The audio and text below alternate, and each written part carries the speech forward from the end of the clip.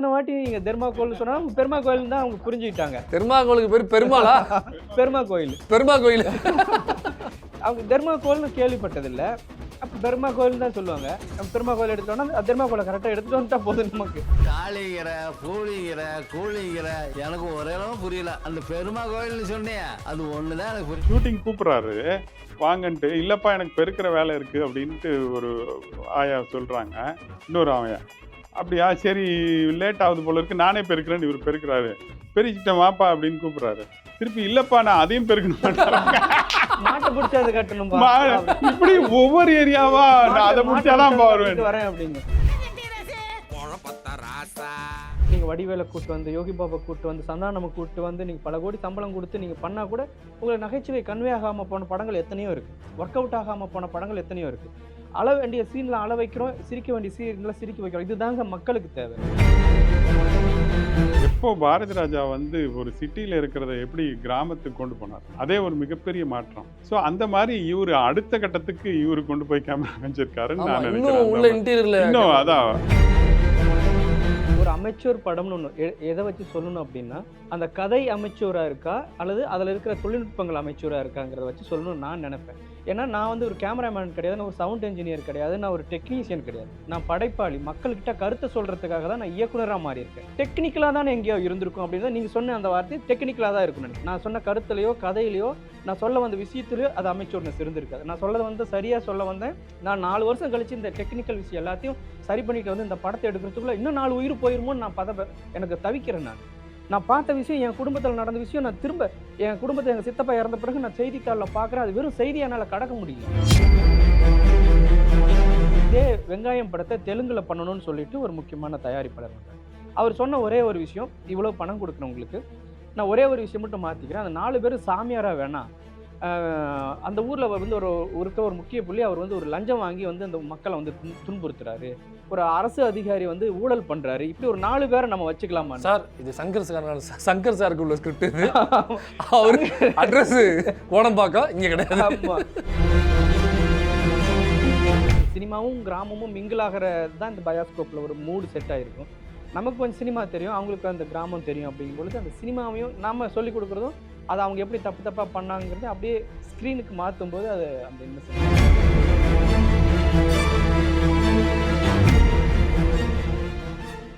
வணக்கம், இது show ticket. நான் மைனர். வழக்கமாக நிறைய பொலிட்டிக்கலாக நம்ம பேசியிருப்போம். இன்றைக்கி டிக்கெட் விற்க வந்திருக்கோம். பயாஸ்கோப் அப்படிங்கிற திரைப்படம் ரிலீஸ் ஆகி தேட்டரில் போயிட்டுருக்கு. நானும் அதை முன்னோட்டமாக பார்ப்பதற்கான வாய்ப்பு கிடைச்சி. முன்னாடியே ப்ரிவியூ ஷோன்னு சொல்லுவாங்க, அதில் பார்த்தேன். படம் எனக்கு ரொம்ப மனதுக்கு நெருக்கமான ஒரு படமாக மாறிடுச்சு. அதனால் இசையமைப்பாளர் தாஜ்நூர் அவர்களையும் படத்தினுடைய இயக்குனர் சங்ககிரி ராஜ்குமார் அவர்களையும் இந்த நேர்காணல் பண்ணி அவருடன் கலந்துரையாடலாமே என்பதற்காக இந்த வீடியோடைய நோக்கம். முதல்ல அவங்களை வரவேற்றுறோம். வணக்கம் தோழர். வணக்கம். வணக்கம் சார். வணக்கம். இயக்குனர் சங்ககிரி ராஜ்குமார்லேருந்து போகலான்னு நினைக்கிறேன். உங்களுடைய முதல் படம் வெங்காயம் அப்படிங்கிற ஒரு திரைப்படம் பண்ணீங்க. அது ஒரு பெரியாரிய பார்வையிலேருந்து இந்த ஜோசியம் ஜாதகம் இதெல்லாம் பொய் புரட்டு அப்படின்னு ஒரு சயின்ஸை வச்சுக்கிட்டு டீல் பண்ணுற ஒரு மெத்தடில் ஒரு ஸ்க்ரீன் ப்ளே பண்ணி ஒரு படம் பண்ணியிருந்தீங்க. இந்த படம் வெளியாகுது, சரியாக மக்கள்கிட்ட போய் சேரலை அப்படிங்கிறதுக்காக திரும்ப சேரன் சார் உள்ளே வந்து இந்த படம் வந்து மக்கள்கிட்ட கொண்டு போய் சேர வேண்டிய படம், இது சேர்க்க வேண்டிய படம் அப்படின்னு அவர் அதுக்கப்புறம் செகண்ட் ரிலீஸ் பண்ணுறாரு. அதுக்கப்புறம் ஒரு குறிப்பிட்ட மக்கள்கிட்ட போய் அந்த படம் சேருது பரவலாக போய். இப்போ அந்த படம் எடுத்ததில் ஒரு பொருளாதாரம் போட்டிருப்பீங்க. இப்போ அந்த பொருளாதாரத்தினால உங்களுக்கு சில சிக்கல்கள் வந்திருக்கும், வட்டிக்கு வாங்கியிருந்திருப்பீங்க. இதற்கு பின்னாடி உள்ள கஷ்டங்களை எப்படி இந்த கஷ்டத்தோடு சேர்ந்து நான் அந்த படத்தை எடுத்தேன் அப்படிங்கிற அந்த கதையை 2வது படமாக எடுத்துட்டீங்க, பயாஸ்கோப் அப்படின்னு எடுத்துட்டீங்க. பொதுவாக அந்த உலக சினிமான்னு சொல்லுவாங்க. உலக சினிமானா நம்ம மக்கள் என்ன நினச்சிட்டு இருப்பாங்கனாக்கா, இங்கிலீஷில் பேசி நடித்தா தான் உலக சினிமா அப்படின்னு நினைப்பாங்க. அப்படி இல்லைனாக்கா இந்த சவுண்ட் சிஸ்டம் டெக்னிக்கலாக வந்து பயங்கர ஷார்ப்பாக ரொம்ப அப்கிரேடடாக உள்ள மெஷின்ஸை வச்சு ஒர்க் பண்ணி அப்படி ஒரு படம் வந்தாக்கா, அதுவும் பெரிய நடிகர்கள், குறிப்பாக கமலஹாசன் போன்ற நடிகர்கள் நடிக்கணும், அப்போ தான் வந்து அது உலக சினிமா அப்படின்னு நினச்சிட்டு இருப்பாங்க. என்னை பொறுத்த வரைக்கும் மக்களுக்கு தேவையான எந்த படமுமே வந்து உலக சினிமா தான். அது வெளியில் போய் 7 கடல் 7 மலை தாண்டி அந்த கதையை தேடணுங்கிற அவசியம் இல்லை. நமக்கு பக்கத்தில் இருக்கும், எதிர்த்தாப்பில் இருக்கும், டேபிள் மேட்டு மாதிரி மேல் வீட்டில் கீழ் வீட்டில் நம்ம வீட்டில் எல்லா வீட்லேயுமே இருக்கும். ஸோ உலக சினிமாங்கிறது அதான். என்கிட்டேருந்து ஒரு கதை இருக்குது, இதை மக்கள்கிட்ட கொண்டு போய் சேர்க்கணும்னு நினைக்கிறேன். அப்படியாப்பட்ட ஒரு படமாக தான் நான் வெங்காயத்தையும் பார்க்குறேன், அப்படியாப்பட்ட ஒரு படமாக தான் நான் பயாஸ்கோப்பையும் பார்க்குறேன். இது நம்முடைய பார்வை அல்லது இது போன்ற பார்வை உள்ள தோழர்களுடைய பார்வை அல்லது இது போன்ற பார்வை உள்ள மனிதர்களுடைய பார்வைன்னு வச்சுக்கலாம். ஆனால் பொதுமக்களுக்குன்னு ஒரு பார்வை இருக்கும். அவங்க சோக்கால்டாக என்ன பார்த்து பழகிருப்பாங்கனாக்கா, ஒரு சினிமாக்குன்னு ஒரு விதிமுறை, ஒரு ரூல்ஸ் அண்ட் ரெகுலேஷனு, ஒரு கோடு போட்டு இதுக்குள்ளே தான் இருக்கணும் அப்படின்னு அவங்க பழகிருப்பாங்க. பாரதி ராஜாவிலேருந்து பாக்யராஜ்லேருந்து அதுக்கு முன்னாடி பாலச்சந்தர்லேருந்து இப்போ சங்கர் சார் வரைக்கும் அவங்க ஒரு ஃபார்மெட்டை பார்த்து பழகிருப்பாங்க. இதுதான் சினிமா அப்படின்னு. இந்த சினிமாலேருந்து முற்றிலும் மாறுபட்டதான ஒரு மேக்கிங் இருக்கும்.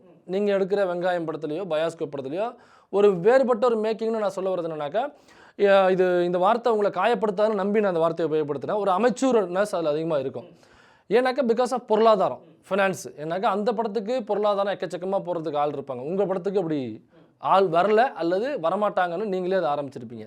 பட் ஆனால் மக்கள் அதை ரிசீவ் பண்ணுறதுல அவங்களுக்கு ஒரு சிக்கல் இருக்கும்ல. அவங்க பிரியாணின்னு ஒன்று பார்த்து பழகிருப்பாங்க. நீங்கள் புளிசாதம் கிண்டி அதுக்குள்ளே சிக்கனை வச்சு பிரியாணின்னு வச்சா அவங்க வந்து அது பிரியாணி நம்ப மாட்டாங்க. ஸோ இந்த மாதிரியான சிக்கல் இருக்குல்ல. இந்த கம்பேரிசன் தவறாக இருக்கலாம், அது தவறுனாக்கா நான் திருத்திக்கிறேன். பட் ஆனால் இந்த ரிசீவ்னஸில் மக்கள்கிட்ட பிரச்சனை இருக்குல்ல, இதை நீங்கள் எப்படி பார்க்குறீங்க?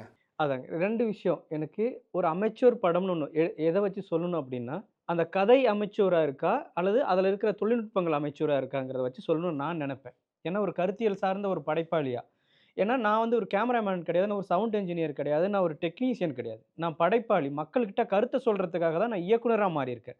இல்லைன்னா நான் ஒரு சவுண்ட் இன்ஜினியராக போயிருப்பேன், நான் மல்டிமீடியா தெரியும் எனக்கு எடிட்டராக போயிருப்பேன், நான் ஒரு சிஜி ஆர்டிஸ்ட்டாக போயிருப்பேன். அதில் எங்கேயாவது அமைச்சூர்னஸ் இருந்ததுன்னா அது டெக்னிக்கல் விஷயங்க. ஆனால் ஒரு படம்ங்கிறது மக்கள்கிட்ட ஒரு கருத்தை கொண்டு போய் சேர்த்துறதுக்காக தொழிற்புரட்சி காலங்களில் வந்து மக்கள்கிட்ட வந்து ஒரு விழிப்புணர்வை ஏற்படுத்துறதுக்காக உருவாக்கப்பட்ட ஒரு கருவின்னு நான் நினைக்கிறேன். அது மேலை நாடுகளில், வளர்ந்த நாடுகளில் என்னடா பண்ணுறது, எல்லாம் நம்ம எல்லா தன்னிறைவு அடைஞ்சிட்டோம், நமக்கு பொழுதுபோக்கு என்ன வேலை இருக்குது எது அப்படின்னு போய் ஒரு படம் பார்க்கலாம் அப்படின்னு போகிற மாதிரியான நாடு நம்ம நாடு இல்லை. இன்னும் நம்ம நிறைய சொல்லிக் கொடுக்க வேண்டியிருக்கு. நிறைய விஷயங்கள் இந்த மக்கள்கிட்ட இது அது அப்படி இல்லைடா இப்படின்னு சொன்னால் அட ஆமாம் இல்லை அப்படின்னு ஒரு மீடியம் மூலமாக, ஒரு சினிமா மாதிரியான ஒரு மீடியம் மூலமாக சொன்னால் ஆமாம் நான் ஏற்றுக்கக்கூடிய மனநிலையில் தான் இருக்கேன். இத்தனை நாள் நான் இது யோசிக்காமே இருந்தேன். ஆமாம் டே ஒரு ஹாஸ்பிட்டலில் பிறந்த ஒரு 2 குழந்தைக்கு ஒரே மாதிரி ஜாதகம் எழுதுவீங்களான்னு கேட்டால் ஆமாம் இல்லை அப்படின்னு எடுத்துக்கக்கூடிய மனநிலையில் தான் நம்ம மக்களோட மனநிலை இருக்குது. அப்படிங்கும்போது நான் அந்த சினிமா மூலமாக எனக்கு தெரிஞ்ச இந்த மக்களுக்கு தேவையான சில கருத்துக்களை சொல்லணும்னு அப்படின்னு நினைக்கிறேன். அப்போது அந்த படத்தில் நான் சொல்ல வந்த கருத்து எங்கேயாவது அமைச்சராக இருந்துச்சுன்னு வச்சுக்கோங்களேன், அப்போ நான் பயப்படுவேன். ஐயோ தோழர் இப்படி சொல்கிறாரு அல்லது விமர்சனம் பண்ணுறவங்க இப்படி சொல்கிறாங்களே அப்படின்ட்டு. ஆனால் டெக்னிக்கலாக தானே எங்கேயோ இருந்திருக்கும் அப்படின்னு நீங்கள் சொன்ன அந்த வார்த்தை டெக்னிக்கலாக தான் இருக்கும்னு நினைக்கிறேன். நான் சொன்ன கருத்துலையோ கதையிலையோ நான் சொல்ல வந்த விஷயத்துலையோ அது அமைச்சூர்னஸ் இருந்திருக்காது. நான் சொல்ல வந்து சரியாக சொல்ல வந்தேன். அதுதான் திரும்ப மக்கள்கிட்ட போய் அது எந்த அளவுக்கு வந்து அது பாதிப்பை ஏற்படுத்தி அவங்க மனநிலையில் மாற்றம் ஏற்பட்டதுங்கிற வரைக்கும் இன்றைக்கி ஆர்டிக்கலாக கட்டுரையாக நிறைய அதுக்கு ப்ரூஃப் இருக்குது. அப்போது நான் சொல்ல வந்த கருத்தில் ரொம்ப மெச்சூராக தான் சொல்லியிருக்கேன். அப்படிங்கிறதுனால டெக்னிக்கலாக அது நான் அடுத்தடுத்த படங்கள் அதை சரி பண்ணிட்டு போயிடுவேன். அந்த இடத்துல நான் க்ளோஸ் வைக்கிறதுக்கு பதிலாக லாங் ஷாட் வச்சதுனாலையோ ஒரு இடத்துல லிப் சிங்க் சரியாக லிப் சிங்க் ஆகாமல் போனதுனாலையோ எனக்கு எந்த பாதிப்பும் இல்லை. நான் சொல்ல வந்த கருத்து தவறாக போகாமல் அவனோட வாழ்க்கையில் ஒரு மாற்றத்தை ஏற்படுத்தி இருக்குதுன்னா நான் அதை ஒரு மெச்சூரான சினிமாவாக தான் நான் எடுத்துவேன். இண்டிபெண்டன்ட் சினிமா எல்லாத்துக்கும் ஏற்படக்கூடிய ஒரு சூழல் தாங்க. நான் அந்த அமைச்சூர்னஸையும் டெக்னிக்கலாகவும் நான் சரி பண்ணி போகணுன்னு வச்சுங்களேன், அதுக்கு எனக்கு ஒரு பெரிய பொருளாதாரம் வேணும். அதை தேடி நான் ஒரு 4-5 வருஷம் காத்திருக்க வேண்டியிருக்கும். அல்லது இது நடைபெறாமலே கூட, அது கைகூடி வராமலே கூட போகலாம். இந்த கைகூடி வரத்துக்காக நான் போகிற பயணத்தில் என்னுடைய நோக்கமே வந்து சிதறடிக்க கூட படலாம். ஏன்னா என்ன கலைப்படையை செஞ்சுருவாங்க. நான் இதெல்லாம் ப்ராக்டிக்கலாக முயற்சி பண்ணி பார்த்துட்டு தான் ஓகே இதை நாமளே ஒரு இண்டிபெண்டன்ட் மூவியாக நம்ம ஊரில் இருக்கிறவங்களே வச்சு எடுப்போம். கதையில் எந்த இடத்துலையும் சமரசம் பண்ணிக்க மாட்டோம். ஒன்றும் இல்லை, இதே வெங்காயம் படத்தை தெலுங்கில் பண்ணணும்னு சொல்லிட்டு ஒரு முக்கியமான தயாரிப்பாளர் வந்தார். அவர் சொன்ன ஒரே ஒரு விஷயம், இவ்வளோ பணம் கொடுக்குறவங்களுக்கு நான் ஒரே ஒரு விஷயம் மட்டும் மாற்றிக்கிறேன், அந்த 4 பேர் சாமியாராக வேணாம். அந்த ஊரில் வந்து இருக்கிற ஒரு முக்கிய புள்ளி அவர் வந்து ஒரு லஞ்சம் வாங்கி வந்து அந்த மக்களை வந்து துன்புறுத்துறாரு, ஒரு அரசு அதிகாரி வந்து ஊழல் பண்றாரு, இப்படி ஒரு 4 பேரை நம்ம வச்சுக்கலாமா சார்? இது சங்கர் சாருக்கு உள்ள ஸ்கிரிப்ட் இது. அவரு அட்ரஸ் கோடம்பாக்கம் இங்கே கிடையாது. ஆமாம். இப்போ அப்படி இதே வந்துடும். நான் பயங்கர மெச்சூராக டெக்னிக்கலாக பயங்கர சவுண்டாக அந்த படத்தை பண்ணியிருக்க முடியும். ஆனால் நாம் இங்கே சொல்ல வேண்டிய கருத்து என்ன, இங்கே இருக்கிற மூட நம்பிக்கைகளால் ஏற்படுற பாதிப்பை சொல்லணுங்கிறதெல்லாம் நம்ம உறுதியாக இருக்கும் இல்லைங்களா? அப்போ நம்ம அந்த படத்தை நான் வேணான்னு சொல்லிட்டு இருந்தேன். இப்படி தான் நம்ம கருத்தியலாக நம்ம மக்களுக்கு சொல்ல வேண்டிய கருத்தில் ஸ்ட்ராங்காக இருக்கணும்னு பண்ணுற படங்கள். அப்போ நம்ம என்னென்னா தயாரிப்பாளர்கள் கொஞ்சம் நம்மளை வந்து புறக்கணிக்கும் பொழுது நாமளே பண்ணலான்னு எடுக்கிற முயற்சி. நீங்கள் சொன்ன அதே பிரியாணி பழைய ஒரு உதாரணம் தான் சொல்கிறேன். நான் பிரியாணி உங்களுக்கு ஒரு நாள் எங்களுக்கு வீட்டுக்கு வாங்க, ஒரு அடுத்த மாதம் 1ஆம் தேதி இங்கே வரீங்கன்னா நான் அந்த பிரியாணி எவ்வளோ சுவையாக செய்ய முடியுமோ அதுக்கான நான் தயார்படுத்தி வைக்க முடியும். ஒரு சரியான கடையில் போய் நான் பொருட்கள் வாங்க முடியும். நான் செய்கிற பாத்திரத்திலிருந்து உங்களுக்கு பரிமாறுற தட்டிலிருந்து நான் ரொம்ப குவாலிட்டியாக நான் பண்ண முடியும். ஆனால் அது ருசிக்காக உங்களை கூப்பிட்டு நான் விருந்து வைக்கிறதுன்னு நினைக்கிறேன். பசிக்காக ஒருத்தன் வந்து எனக்கு ரொம்ப பசியாக இருக்குதுங்க, நான் மயங்கி விழுந்துரும் போல இருக்கு, எனக்கு ஏதாவது கொடுங்கன்னா என் வீட்டில் இருக்கிற பழைய டம்ளர் எடுத்து என் வீட்டில் இருக்கிற பழைய கஞ்சி நான் குடிக்கிறத எடுத்து கொடுக்கணும்னு நினைக்கிறேன். உடனடியாக கொடுக்கும்போது அதில் சில குறைகள் இருக்கலாம், அதில் உப்பு கம்மியாக இருக்கலாம், கொஞ்சம் ஆறி போய் இருக்கலாம், அந்த டம்ளர் பார்க்கறதுக்கு அழகாக இல்லாமல் இருக்கலாம். ஆனால் அவன் பசியாருதுங்கிறது தான் எனக்கு முக்கியம். நான் 4 வருஷம் கழிச்சு இந்த டெக்னிக்கல் விஷயம் எல்லாத்தையும் சரி பண்ணிட்டு வந்து இந்த படத்தை எடுக்கிறதுக்குள்ள இன்னும் 4 உயிர் போயிருமோன்னு நான் எனக்கு தவிக்கிறேன். நான் பார்த்த விஷயம், என் குடும்பத்தில் நடந்த விஷயம், நான் திரும்ப என் குடும்பத்தை எங்கள் சித்தப்பா இறந்த பிறகு நான் செய்தித்தாளில் பார்க்குறேன். அது வெறும் செய்தி என்னால் கடக்க முடியல. என்னோட என்னோட என்னோட இயல்பையே மாற்றுது. அப்போ உடனடியாக அதை நான் சொல்லி ஆகணும். இது மாற்றுமா மாற்றாதா, சமூகத்தில் விளைவுகளை ஏற்படுத்துமாங்கிறத பற்றி எனக்கு கவலை இல்லை. நான் இதை தெரிஞ்சேன், எனக்கு தெரிய வந்தது இதெல்லாம் தப்புன்னு. நான் ஏதோ எனக்கு இருக்கிற மீடியம் மூலமாக நான் சொல்லணும்னு தவிக்கிறேன். அதில் குறைகள் இருக்கும், இந்த படத்தில் இருக்குது. நானே பட்டியலிடுவேன், நீங்களாம் கண்டுபிடிக்க முடியாத அளவுக்கு குறைகள் என் படத்தில் இருக்கலாம். என்னோட பொருளாதாரம் அவ்வளோதான். நான் வெங்காயம் படம் எடுத்ததுக்கு அப்புறமும் ஏற்பட்ட ஸ்ட்ரகிளுக்கு அப்புறம் ஓகே இதெல்லாம் நம்ம போதும், நம்ம மக்களுக்கு சொன்னது போதும், நம்ம வந்து இந்த டெக்னிக்கலாக நான் ஒரு பெரிய ஒரு தொழில்நுட்ப வல்லுநராக நான் காட்டிக்கிற அளவுக்கு ஒரு படம் பண்ணணும்னு நினச்சிருந்தா கண்டிப்பாக கமர்ஷியலாக ஒரு கதை எழுதி வேறு படம் பண்ணியிருக்க முடியும். திரும்பவும் நம்ம அதே மாதிரியான மக்களுக்கான ஒரு படம் பண்ணணும்னு நினைக்கிறோம். அப்படிங்கும்போது அது நிச்சயமாக இந்த மாதிரி குறைபாடுகள் இருக்கும். அதை மக்கள் ஒன்றுமே பெருசாக எடுத்துக்கிறதே இல்லைங்க. நீங்கள் 100 கோடி ரூபாய் போட்டு எடுக்கிற படங்களில் அழ வைக்கிற இடத்துல அழறாங்க. இதே படத்தில் இந்த இடத்துல நீங்கள் கண்டிப்பாக இந்த இடத்துல கண்களை இருக்க முடியும். அந்த பாட்டி அழுகுற இடம் அவங்களே மறந்து போய் அவங்களுடைய பையனுடைய சிதைன்னு நீங்கள் ஷூட் பண்ணுறீங்க. அது நிறைய டேக் போகும். அந்த பாட்டி வந்து எப்படி அவங்கள்ட்ட வேலை வாங்குறோன்னு தெரியாது. அப்புறம் போயிட்டு அந்த சித்தப்பா இறந்ததை நீங்கள் ஞாபகப்படுத்துவீங்க, உன் மகன் இறந்ததை ஞாபகம் வச்சுக்க அப்படின்னு சொன்னோடனே அந்த பாட்டி அதுக்கப்புறம் மாரில் அடிச்சுக்கிட்டு அவங்க ஒப்பாரி வச்சு பாட ஆரம்பித்தோடனே பார்த்த எல்லாருக்குமே அழுக வந்துருச்சாங்க. அந்த ப்ரிவியூ தேட்டரில் பார்த்து அதுக்கு முன்னாடி கலகலன்னு போயிட்டு இருந்துச்சு. அந்த 2-3 பாட்டி 2-3 தாத்தாக்களை வச்சுக்கிட்டு பயங்கர கலகலப்பாக போயிட்டு இருந்தது. இந்த ஊரில் பெருசுக்கு பண்ணுற சேட்டைகள்லாம் அதிகமாக இருக்கும். அது பூரா அந்த திரைப்படத்தில் இருந்தது. அது ரீக்ரியேட் பண்ணது மாதிரி எல்லாரும் என்ஜாய் பண்ண ஆரம்பிச்சிட்டாங்க. அந்த இடத்துல அந்த பாட்டி அழுதோடனே ஒட்டுமொத்தமாக தேட்டர் சைலண்ட்டு, எல்லார் கண்ணிலையும் தண்ணி வந்துச்சு, என் கண்ணிலையும் தண்ணீர் உதிர்த்துச்சு. அதுதான் தோழர், அதில் ரொம்ப அருமையான ஒரு ஷாட் வச்சுருந்தீங்க. அதை நான் இந்த இடத்துல பாராட்டிடுறேன். அந்த கேமரா வந்து கரெக்டாக அப்படியே அதுவும் அழுதுகிட்டே தலை சாய்ற மாதிரி இருக்கும். எக்ஸலன்ட் ஷாட் அது. அதான் நான் என்ன சொல்ல வரேன் அப்படின்னா, நம்ம பல கோடி போட்டு எடுக்கக்கூடிய வைக்கிற ஃப்ரேமில் கன்சீவ் பண்ணுற ஷார்ட்ஸில் கூட நீங்கள் வடிவேலை கூட்டு வந்து, யோகி பாபா கூட்டு வந்து, சந்தானமை கூட்டு வந்து நீங்கள் பல கோடி சம்பளம் கொடுத்து நீங்கள் பண்ணால் கூட உங்களுக்கு நகைச்சுவை கன்வே ஆகாமல் போன படங்கள் எத்தனையோ இருக்குது. ஒர்க் அவுட் ஆகாமல் போன படங்கள் எத்தனையோ இருக்குது. அள வேண்டிய சீனில் அள வைக்கிறோம், சிரிக்க வேண்டிய சீனில் சிரிக்க வைக்கிறோம். இதுதாங்க மக்களுக்கு தேவை. இங்கே வியாபாரத்துக்கு தான் நீங்கள் வேறு தேடுறாங்களே ஒழிய மக்களுக்கு எனக்கு எமோஷனலாக கனெக்ட் ஆகுதா அது போதும். யார் என்ன சிரிக்க வைக்கணும்லாம் அவங்க எதிர்பார்க்கறது இல்லை.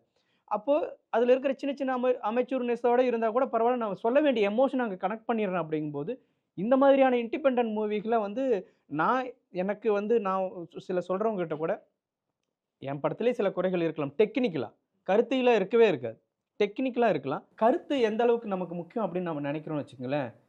பெரியார் எப்படி எழுதியிருப்பார், பெரியாரோட கையெழுத்தை நான்லாம் படிக்கவே முடியாது.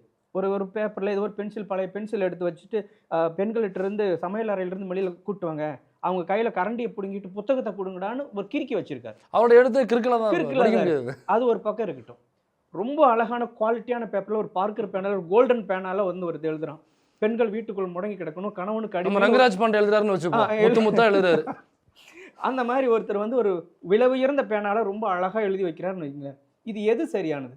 தவறாகவும் கிறுக்கலாவும் கோணல் மாணலாவும் இருக்கிற பெரியார் சொன்ன விஷயம் சரின்னு நம்ம எடுத்துக்க முடியுமா? அது முத்து எழுதின சங்கராச்சாரியர் எழுதுனது சரியா நம்ம சரின்னு எடுத்துக்க முடியுமாங்கிறது தான் என்னோட பாயிண்ட் ஆஃப் வியூ. எனக்கு அதுக்கான வசதிகள் கூடும் பொழுது இந்த பார்க்கர் பேனாவை எடுத்தும் இதை தான் நான் எழுதுவேன். எனக்கு அதுக்கு வர வரைக்கும் நான் இந்த பேனால இதை தான் எழுதிக்கிட்டு இருப்பேன். நான் பெரியாரோடைய குரலை நான் நேரடியாக கேட்கறதுக்கு முன்னாடிலாம் அது ஒரு கர்ஜனையா இருக்கும்னு தான் நான் நினைச்சேன். ஒரு வீரபாண்டிய கட்டம் சிவாஜி பேசுறது, வானம் பொழிகிறது, அந்த மாதிரி ஜாதியை கண்டுபிடி கடவுளை பரப்புகிறவன் அயோக்கியன் அயோக்கியன் அப்படி ஒரு எக்கோல கேட்டிருக்கோம். அந்த ஜனங்கள்லாம் அப்படியே வந்து பூரிச்சு போயிருப்பாங்களாட்டு இருக்குது.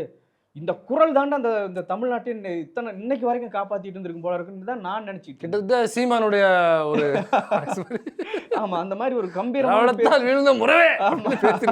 அப்படி இருந்திருக்குன்னு தான் நினைச்சேங்க. முதன் முறையாக நான் பெரியார் தியேட்டரில் ஒரு சிடி வாங்கிட்டு போயிட்டு கேட்குறேன். நான் உண்மையே ஏதோ சிடி மாற்றிட்டு வாங்கிட்டு வந்துட்டோன்னு தான் நினச்சேன். ஆனால் அதை கடவுளாங்கன்னா அதை ஒழுங்கிடான்னா அது வேணாண்டான்னா எவன் சொன்னான்? நான் தான் சொல்ல வந்தேன், வேறு எவனும் சொல்ல வரலாம். அவனு டி இந்த வாய்ஸை வச்சுக்கிட்டு இந்த குரலை வச்சுக்கிட்டாடா தமிழ்நாட்டை இந்த கலக்குனார் இந்த ஆள் அப்படின்னு நான் மிரண்டு போனேன்.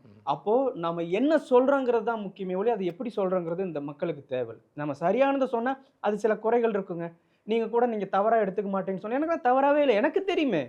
நீங்கள் கண்டுபிடிக்காத தவறுகள் அதில் டெக்னிக்கலாக எனக்கு தெரியுமே. கருத்தியலாக நான் இதை சொல்லணும்னு வந்துட்டேன். எனக்கான பொருளாதாரம் இப்படி தான் இருக்குது. நான் அதை மீறி சொல்லணும்னா கூட யாரும் எனக்கு வந்து ஒத்துழைக்க தயாராக இல்லை. நான் என் குடும்பத்தை வச்சுக்கிட்டு சொல்கிறேன், என் நண்பர்களை வச்சுக்கிட்டு சொல்கிறேன். நான் இன்னொருத்தன் பணத்தை ஏமாற்றி சொல்கிறேன், நான் கடன் வாங்கி தானே சொல்கிறேன். அதில் தவறுகள் இருந்தால் மக்கள் கண்டுக்கல, மக்கள் கருத்தியலை பார்க்குறாங்க போது எனக்கு சந்தோஷம்தான். பெரியாரை பற்றி உங்களுடைய கருத்து என்ன? பெரியாரை பற்றி அதாவது எல்லாம் இப்போ என்னை சார்ந்தவங்கலாம் நிறைய பேர் இருக்காங்க. எல்லாம் அவங்களுக்கு ஒரு வருத்தம் இருக்குது. நான் வந்து பெரியாரை பற்றி பேசுகிறதும், நான் வந்து ஒரு போஸ்ட் போட்டேன், பெரியாரின் பேரன் நான் அப்படின்னு போட்டேன். அதில் பாதி பேர் காண போயிட்டாங்க. பட் என்னன்னா அவருடைய அதான் புரியாமை தான், அவங்களுடைய புரியாமையாக தான் நான் பார்க்குறேன். அவர் என்ன சொன்னார், இன்றைய எவ்வளோ நம்ம எப்படி இருக்கோம், இதற்கு எல்லாம் அவர் தான் காரணன்றது அவங்களுக்கு தெரியல. நேற்று கூட ஒரு விஷயம் இது பார்த்தேன், அவர் எப்படி இருந்தார், என்னென்ன பண்ணாருன்றத அவர் எழுதுனது தான் இவர் எடுத்து இவர் பேசுகிற மாதிரி போட்டு, உதாரணத்துக்கு ஒரு சின்ன பொண்ணை கல்யாணம் பண்ணிக்கிட்டாரு, இதெல்லாம் வந்து பண்ணிகிட்டு இருக்காரு, அவர் பெண்மையை பற்றி பேசுகிறாரு அப்படின்ட்டு. பட் அதான் அவர் அறியாமையாக பார்க்குறேன். அவரோடது ஃபுல்லாக நீ பார்த்தனா நீயே வந்து மாறிடுவேன். அது தெரியாமல் ஏதோ பேசிகிட்டு இருக்க, அந்த கடவுள் மறுப்பு கொள்கையை மட்டும் வச்சுக்கிட்டு பார்த்துட்டு இருக்கிறது அவங்களுடைய அறியாமையை தான் நான் பார்க்குறேன்.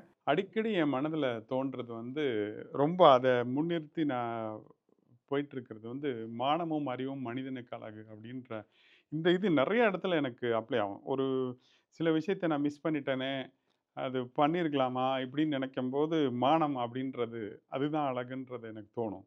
அதே மாதிரி சில மக்கள் பேசிகிட்டு இருக்கிறது, இந்த இடத்துல வந்து அவங்கள நான் இப்படி தான் பார்ப்பேன். ஒரு சம்மந்தம் இல்லாமல் பேசிகிட்டு இருக்காங்களே, இந்த ஒரு விஷயத்த உனக்கு புரிஞ்சா நீ இந்நேரத்துக்கு அந்த மாதிரி பண்ணியிருக்க மாட்டே அப்படின்றது, இந்த மானமும் அறிவும் அப்படின்றது அடிக்கடி எனக்கு தோணிக்கிட்டு இருக்கிற இது. இப்போ நிறைய பேர் என்னை பார்த்துட்டு நீங்கள் ஏன் இப்படி இருக்கீங்க அப்படின்னு நிறைய சொல்லுவாங்க. ஏன் எளிமையாக இருக்கீங்க, இல்லை ரொம்ப சாதாரணமாக பழகுறீங்க அப்படின்றது.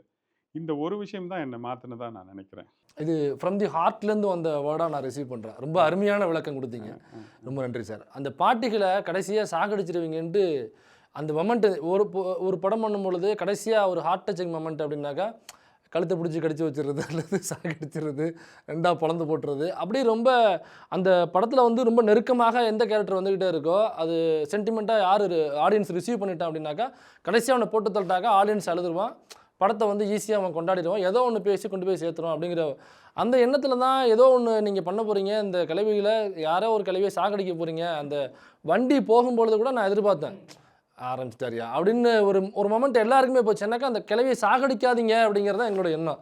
ஏன்னா அது ஜாலியாக இருந்துகிட்டு இருக்கு, அதை விடுங்களேன் 2-3 படம் நடிச்சுட்டு போட்டு எதுக்கே சாகடிக்கிறது, படம் முடிவு வரைக்கும் இழுக்கிட்டு மேயாங்கிற இருந்துச்சு, கடைசி வரைக்கும் சாகடிக்கல.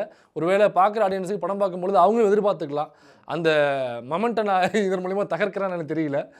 அதுக்கு ரொம்ப நன்றி நான் தெரிவிச்சுக்கிறேன். வழக்கமான அது இல்லாமல் வேற ஒரு மொமெண்ட்டில் கொண்டு போய் ஒரு முற்போக்கான ஒரு பார்வையோடு அந்த படத்தை முடிச்சதுக்கு உண்மையிலேயே வாழ்த்துக்கள். பெரியாரை பற்றி உங்களுடைய கருத்து என்ன?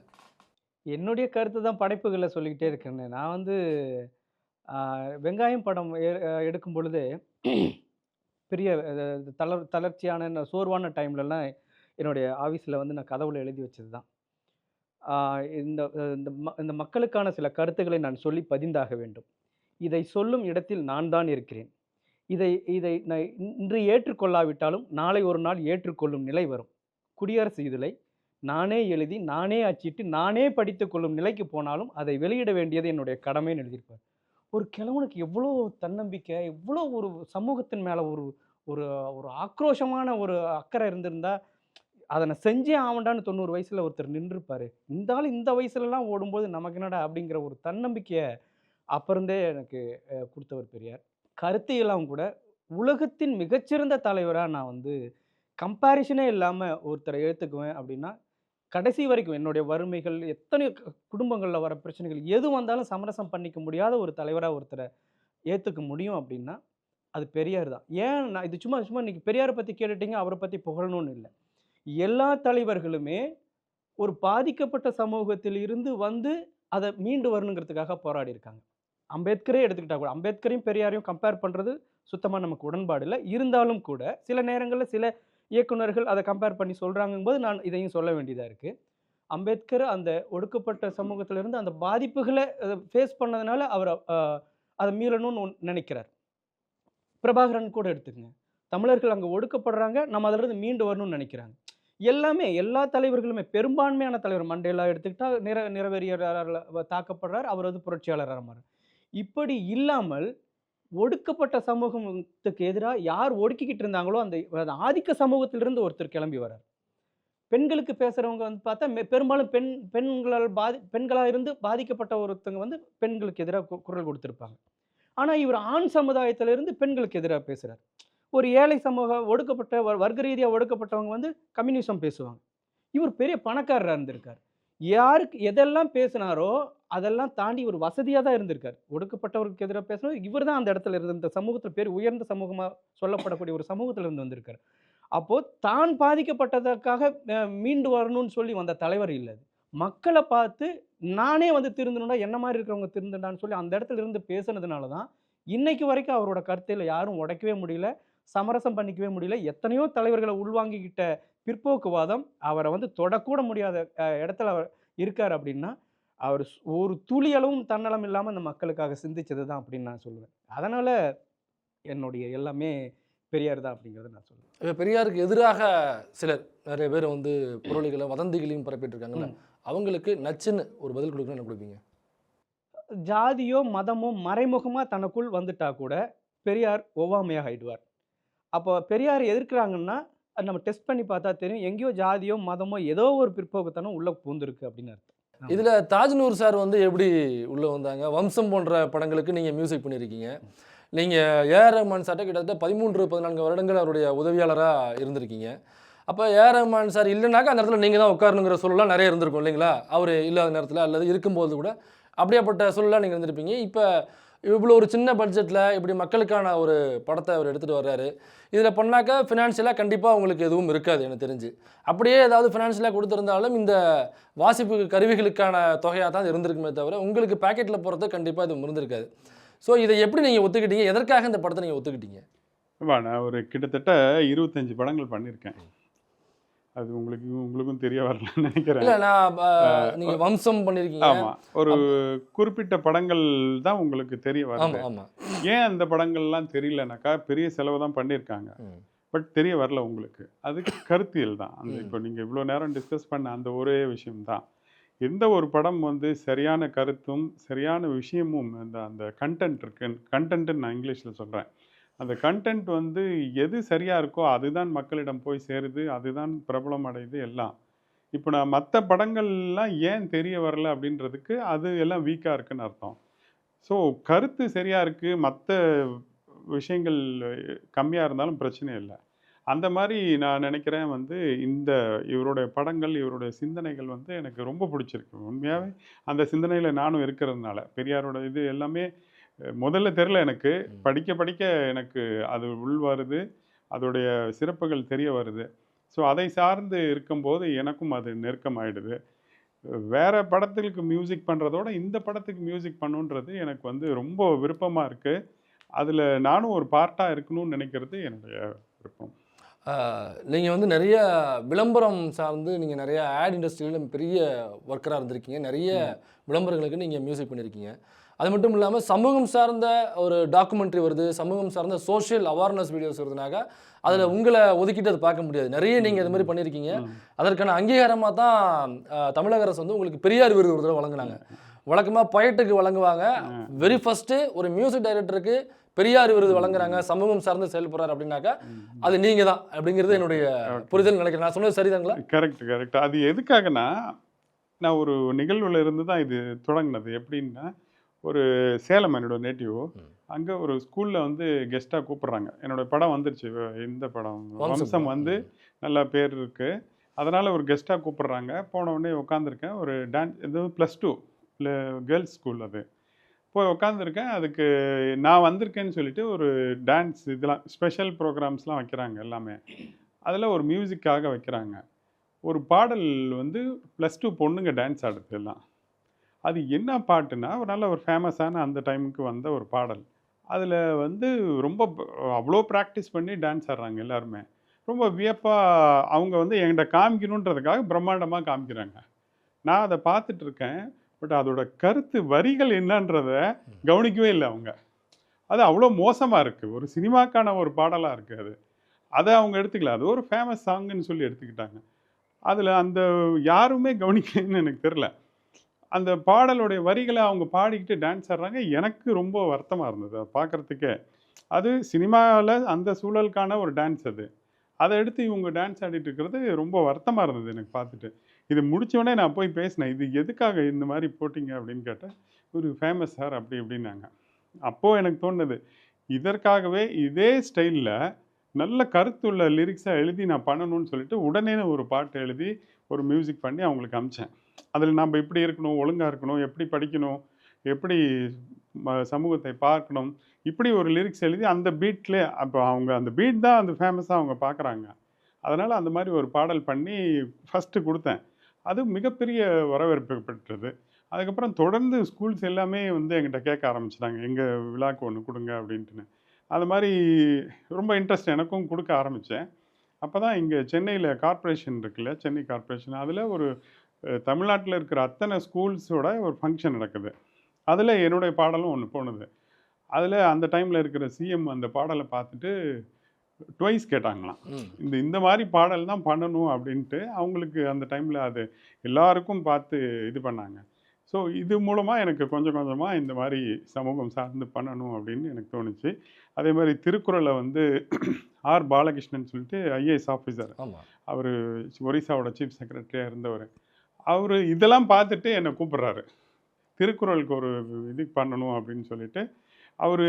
அது ஒரு பெரிய டீம், வேர்ல்டு வைடு இருக்கிற திருக்குறள் ஃபேமிலி, விஓவின்னு பேர், வாய்ஸ் ஆஃப் வள்ளுவர் அப்படின்ற ஒரு மிகப்பெரிய ஒரு களம் அவங்களுது. அதில் சூஸ் பண்ணுறாங்க. அவர் கவிதை எழுதுறது அவ்வளோ இருக்கும். திருக்குறளை வந்து கவிதை எழுதிட்டு இருக்காரு அவருடைய இது. அதை அந்த டைமில் இது யாராவது மியூசிக் பண்ணணும்னு சொல்லிட்டு அவர் சொன்னது எனக்கு. ஃபஸ்ட்டு இளையராஜா சாரை வந்து அப்ரோச் பண்ணுறாங்க. அப்புறம் அது ஏதோ சில விஷயங்கள்லாம் நடக்கலை. அப்புறம் ரகுமான் சாரை ட்ரை பண்ணுறாங்க. அதையும் வாய்ப்பு இல்லாமல் போயிடுச்சு. இது வேர்ல்டு வைடில் டிசைட் பண்ணுறாங்க எல்லாம். மூணாவதாக என் பேரை சொல்கிறாங்க, இவர் வந்து இந்த விஷயத்துக்கு பொருத்தமாக இருக்கும் அப்படின்னு சொல்லிட்டு. அப்போது எனக்கு கிடைத்த வாய்ப்பு தான் அது.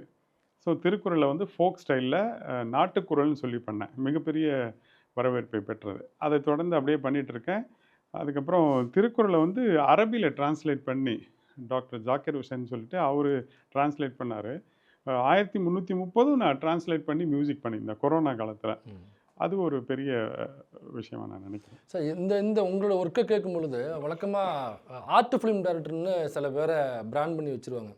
அவங்க வந்து ஃபினான்ஷியல் நபர் கிடையாது. அவங்க வந்து இந்த சமூகத்துக்காக இந்த உடல், இந்த எலும்பு, காது, கண்ணு, மூக்கு எல்லாத்தையும் அர்ப்பணிக்கக்கூடியவர்கள். அவங்க வந்து சோறுலாம் சாப்பிட மாட்டாங்க, அவங்களுக்கு காசு பணம்லாம் தேவையில்லை, காத்தை உட்கொண்டே வாழக்கூடியவர்கள் அப்படின்னு சில பேரை ஒதுக்கி வச்சுருவாங்க. இப்போ நீங்கள் பார்க்கும்பொழுது ஒரு ஆர்ட் ஃபிலிம் டைரக்டர்னு ஒரு பிராண்ட் பண்ணி வச்சுருப்பாங்களா? அந்த மாதிரி ஒரு ஆர்ட் ஃபிலிம் மியூசிக் டைரக்டர்னு உங்களை பிராண்ட் பண்ணிட மாட்டாங்களா? கமர்ஷியல் உங்களுக்கு தேவை இல்லைங்களா? இது எப்படி நீங்கள் பேலன்ஸ் பண்ணுறீங்க? இல்லை, இதில் தான் நான் வேறுபடுறேன். இந்த கமர்ஷியலாக நான் அதாவது சும்மா பேசிக்காக பண்ணுற மாதிரி பண்ணுறதில்ல. இந்த எல்லாத்துக்குமே சரி, இந்த திருக்குறளுக்கும் இசையமைச்சதில் சினிமாவோட அதிக பட்ஜெட். நான் அப்படி தான் பண்ணுவேன். சும்மா சாதாரணமாக அதை வந்து பேசிக்காக ஒரு எக்கனாமியாக பண்ணிடணுன்றது நோக்கத்தில் பண்ணலை. என்னோடது மிக பிரம்மாண்டமாக இருக்கும். சினிமாவோட இந்த விஷயங்கள் வந்து பிரம்மாண்டமான ஒரு பொருட்செலவில் தான் பண்ணேன். அதற்கு உண்டான ஆட்கள் எல்லாமே வேர்ல்டு வைட் இருக்கிறதுனால எனக்கு அமைஞ்சது அந்த மாதிரி பிரம்மாண்டமாக அமைஞ்சிருக்கு. சினிமாவை விட இதில் மனநிறைவும் பொருட்செலவும் அதிகம் எனக்கு கிடைக்குது. ரொம்ப மகிழ்ச்சியாக இருக்குது. நீங்கள் எப்படி தாஜ்நூர் சாரை செலக்ட் பண்ணீங்க? பெரியார் விருது வாங்கியிருக்காரு, இந்த மாதிரி பாட்டு போட்டிருக்காருன்னு போனீங்களா, அல்லது கான்டாக்டாக க்ளோஸாக இருக்காரு அப்படின்னு போனீங்களா? ஆமாம், அந்த மாதிரி தான். இப்போ என்ன ஒர்க் பண்ணுறதுக்கு நம்ம கூட ஒரு வேவ் லென்த் சிங்க் ஆகும் இல்லைங்களா? நம்ம என்ன நினைக்கிறோமோ அதை நம்ம ஒரு இந்த இடத்துல எப்படி மியூசிக் வரணும்னு நினைக்கிறோமோ அதே மாதிரி அவரோட எண்ணமும் அப்படியே இருக்கும். அது எனக்கு ஏற்கனவே ஒரு சின்ன விஷயங்கள் நாங்கள் பண்ணும்பொழுது அந்த வேவ் லென்த் ரொம்ப சிங்க் ஆகிருந்தது. ஏற்கனவே இன்னொரு படம் பண்ணியிருக்கிறோம், அதுலேயுமே இவர் தான் மியூசிக் பண்ணியிருக்காரு. அப்போ நான் இந்த இடத்துல இப்படி இருந்தால் நல்லா இருக்கும்னு நினைக்கிறது அவரும் அப்படியே நினைப்பார். எனக்கு அது ரொம்ப ஃபஸ்ட்டு அதை ரொம்ப பிடிச்சிது. ப்ளஸ் வந்து ரொம்ப பிற்போக்குத்தனம் இல்லாமல் நம்ம ஒரு முற்போக்காக ஒரு பார்க்குற பார்வை, சமூகத்தின் மீது இருக்கிற அக்கறை. இப்போது இந்த மாதிரியான படங்களுக்கெல்லாம் வந்து இல்லைங்க, எனக்கு இந்த இடத்துல ரெக்கார்டிங் இருக்குது, எனக்கு இவ்வளோ பணம் அனுப்புனீங்கன்னா தான் பண்ண முடியும்னா என்னால் பண்ணியிருக்கவே முடியாது. இப்போ நான் எப்படி அப்படியே போய்கிட்டே அந்த படத்தை கொண்டு வரணும், சரி வாங்க அப்படியே பண்ணுவோம் அப்படின்ட்டு இவருங்க ஒரு கை கோர்த்து அது கூட பயணிக்கிறதுன்னு ஒன்று இருக்கு இல்லைங்களா? இப்போ என்னன்னா, எனக்கு எப்படி இந்த படமா இது இது வந்தா சரியா இருக்கும் அப்படின்னு நினைக்கும் போது, அவருக்கும் இந்த படம் வரும்போது இந்த கருத்து போய் சேரும்போது மக்களுக்கு ஒரு பயன் இருக்கும் அப்படிங்கிற ஒரு எண்ணமும், அதுக்கும் பணமே இல்லாம எதுவும் பண்ண முடியாது. அதையே முதன்மைப்படுத்தாம ஓகே முதல்ல படம் வரட்டும் அப்படிங்கிற மாதிரியான ஒரு மனநிலையில பண்றதுன்னு இருக்குங்களா? இது எல்லாமே ஒரு இண்டிபெண்டன்ட் ஃபிலிமா ஒரு ஒரு மக்களுக்கு ஒரு நல்ல விஷயங்களை சொல்லணும் அப்படின்னு நினைக்கிற ஒரு படைப்பாளியா அவர் ரொம்ப நெருக்கமா நான் மனசுல எனக்கு தோணுச்சு. அதனால தான் தொடர்ந்து நான் அவரோட பயணிக்கிறது. இதனால மட்டுமே காம்ப்ரமைஸ் பண்ணிக்கும் அப்படின்னா, மியூசிக்ல வந்து அவ்வளோ எக்ஸ்ட்ராடினரியா இருக்கும் அவருடைய தாட் எல்லாமே. புதுசு புதுசா இருக்கும். எனக்கு இந்த சீன் எப்படின்னு நான் என்ன விஷுவல் குடுக்குறேனோ, அது அப்படியே சிங்க் ஆகும், மேட்ச் ஆகும். நீங்க படம் பார்த்தப்போ உங்களுக்கு தெரிஞ்சிருக்கும். அந்த வில்லேஜ்னா அந்த வில்லேஜ் அப்படியே கொண்டு வந்திருப்பாரு. டக்குன்னு ஒரு லவ் போர்ஷன் மாறும். அப்படியே அது ஒரு வெஸ்டர்னா மாத்திருப்பாரு. அந்த ஒரு பாடல், ஒரு நாட்டுப்புற பாடல் மாரி வரும். எல்லாத்தையுமே ரொம்ப மெனக்கெட்டு அந்த ஃப்ரேம வந்து அழகாக்கணுன்ட்டு உழைக்கக்கூடிய ஒரு இசையமைப்பாளர் அப்படிங்கிறதுனால தான் தொடர்ந்து அவர் கூட பயணிக்கிறேன். இப்போ உங்கள் படத்தில் வந்து இப்போ பயாஸ்கோப்பில் அந்த வயசான பாட்டி இருந்தாங்க, வயசான தாத்தாக்கள் இருந்தாங்க, அவங்கள வச்சு ஒரு ஃபன்னு இருக்குல்ல, அது எடுக்கும்போது ஒரு ப்ரொஃபஷனல் ஆர்டிஸ்ட்னாக்கா இதான் சீன் அப்படின்னாக்கா அவங்க அதை புரிஞ்சுப்பாங்க. ஸோ எந்த இடத்துல பாஸ் கொடுக்கணும், எங்கே வந்து ஆடியன்ஸை சிரிக்க வைக்கிறதுக்கு எப்படி ரியாக்ட் பண்ணணும், எந்த பக்கம் திரும்பணும், எங்கே கேமரா இருக்குது, எங்கே கேமரா பார்க்கக்கூடாது, இப்படி எல்லாமே அவங்களுக்கு தெரியும். அவங்க ப்ரொஃபஷனல்ஸு. இப்போ இவங்க வந்து ஊரில் உள்ள அவங்க பாட்டியாக இருப்பாங்க, சின்ன பாட்டி, பெரிய பாட்டி, தாத்தா அல்லது மாமா முறை உள்ள தாத்தா, இந்த மாதிரி உள்ளவங்கள நீங்கள் கூப்பிட்டு நடிக்க வச்சுருக்கீங்கன்னு நினைக்கிறேன்.